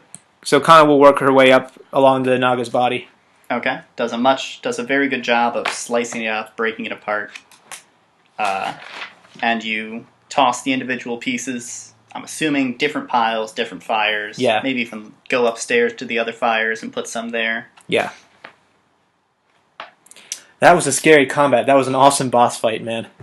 All right, so you've got all these pieces burning, all these bits and stuff. Something was going on with it. You're not exactly sure. So you've got that dealt with. You found the dead bodies. You found the people who were here, and there seem to be clothes and markings, like evidence that there were other corpses at one point. Yeah. And upstairs there are the 4 cocoons. You opened and investigated one, finding scales in it. What do you guys want to do about those? Let's see what's happened now that the Naga is gone. So if we move back over to the opening chamber, and the Naga's body is properly burning to ash, right? Well, that would take a long time. It is burning and cooking, and you can smell the smell of cooking meat from it, how you normally would. If you guys want to wait like a few hours, long enough for it to turn to charcoal, you can watch and observe that. Kaana would want to be safe rather than sorry, but Tukra would want to move up and see what he can do about those cocoons before they become a problem. Okay. So I don't know what Wayne and Cypress want to do. Up as well, because she's like, she almost thinks about something and then realizes that it sounds really boring. Like watching paint dry. All right. She asks Tukra or Kant maybe make some like snake steak. The idea of like snake steak sounds really good. Snake steak. It does smell delicious. Wayne is up there. She's up there. All right, so we've got Kaana watching the burning bits and pieces of the body downstairs, and everyone else is upstairs. You guys are checking out those cocoons. What are you doing? Tukra is going to apply the method that he used when he first found the cocoon and just try to carefully unravel it. Which one? The one that he tried to open before. Okay. If you remember, when you carefully unraveled it, you were a spider, so you were really good at handling web and stuff. True. I do have one more wild shape. Up to you. Basically, it'll be a very difficult roll to unravel it properly if you're a human. Yeah. Or it will be easy if you're a spider. I mean, as a spider, he'll also be more ready for combat against these things if they are actually all Naga. So yeah, I think he will use his second wild shape of the day to transform into his giant spider form. All right. So Spider Tukra does whatever a Spider Tukra does. So as you are unraveling it slowly, you can feel it it starts coming faster and faster and faster. You spool up this strange spool of super durable material, and inside is a fully formed one of those big snake monsters from before, and it is kind of moving and shaking. Its eyes are closed. There's still kind of a layer of kind of a gelatinous sort of material, sort of like liquidy materials fluid. Okay. It's this greenish blackish color, slightly translucent, so you can see through to it. And as soon as you start to get down, maybe about halfway past the head, it starts to sort of melt off and melt away, and the creature begins to stir and move. What would you like to do? Coup de grace it.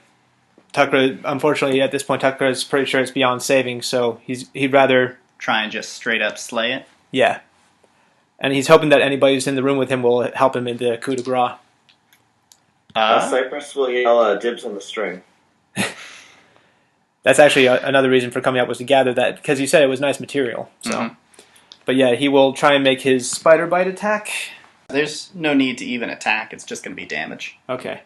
Bite. +5 to hit. 2d8.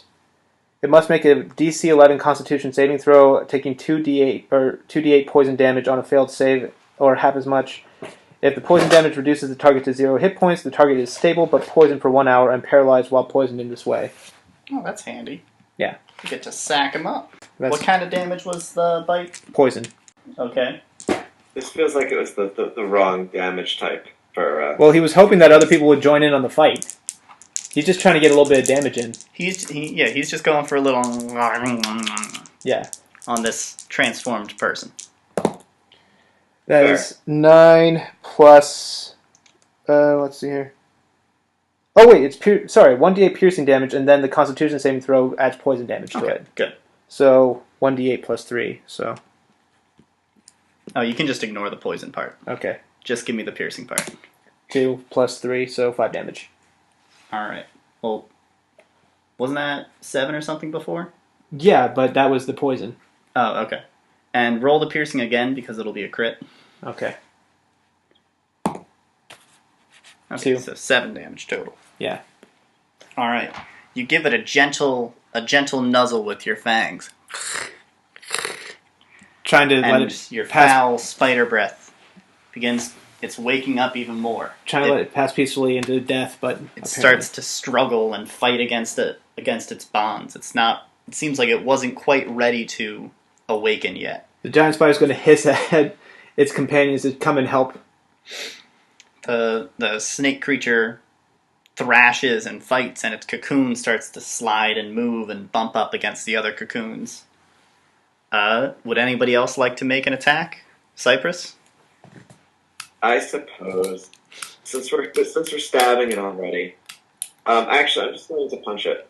Alright, go ahead. Or I can spear it with non-lethal. I'll do that. Yeah, you can try a non-lethal spear. Why non-lethal? Nice hit, alright.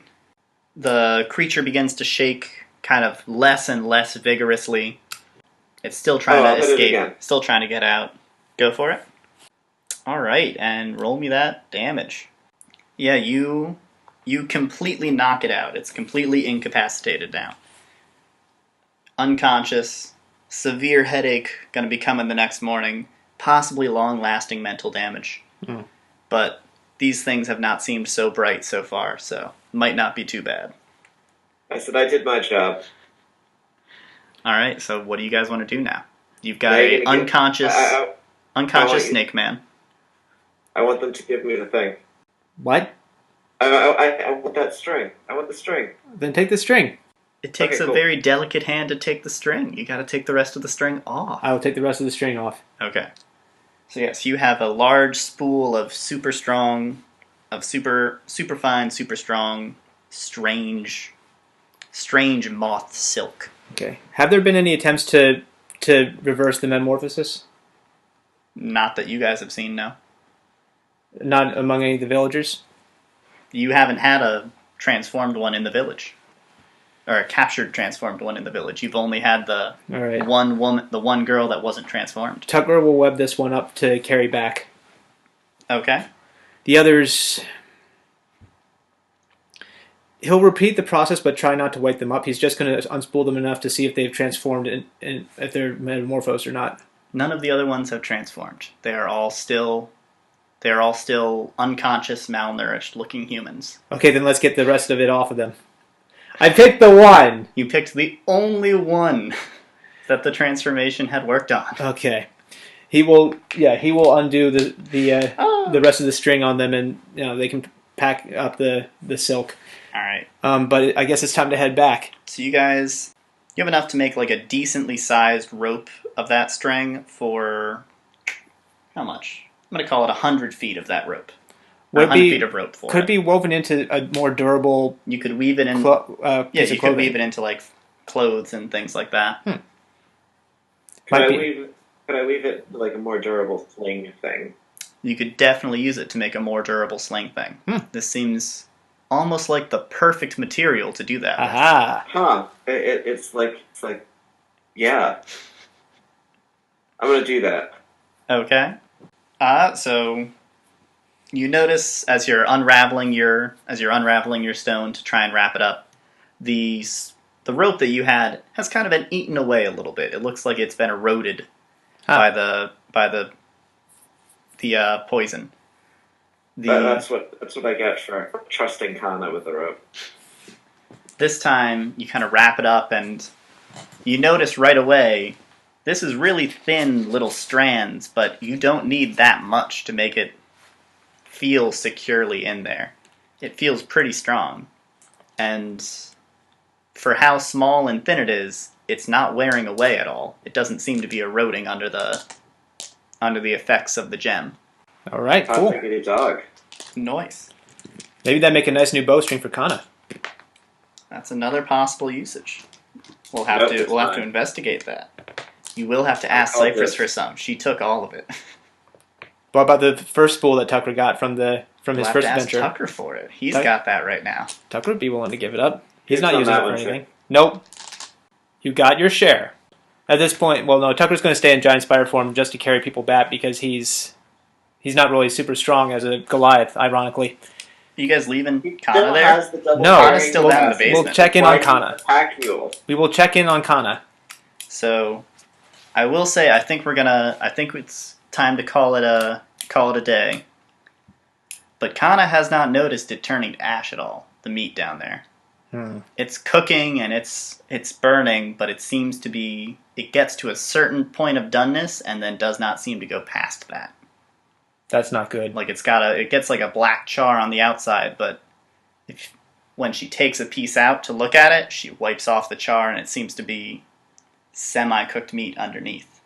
And when she puts it back in, she can do the same thing, and the size does not seem to be getting any smaller. Okay. Oh my gosh, guys! Infinite barbecue. Kaana will grab the headpiece, like the part that houses the brain, Okay.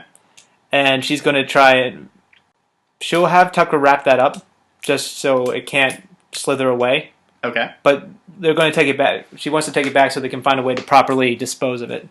All right. I will be interested to see how we are disposing of this beast. I know the perfect person to know this answer.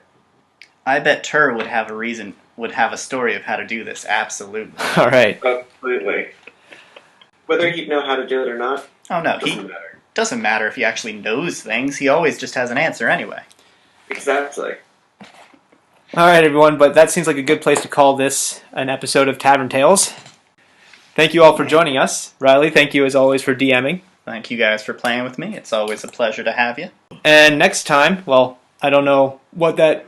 Well, we got a bunch of good stuff. We've got to catch up with Kale and Tur because they're still mysteriously around 3 weeks of stuff that they have to do to catch up and get back here. Yep.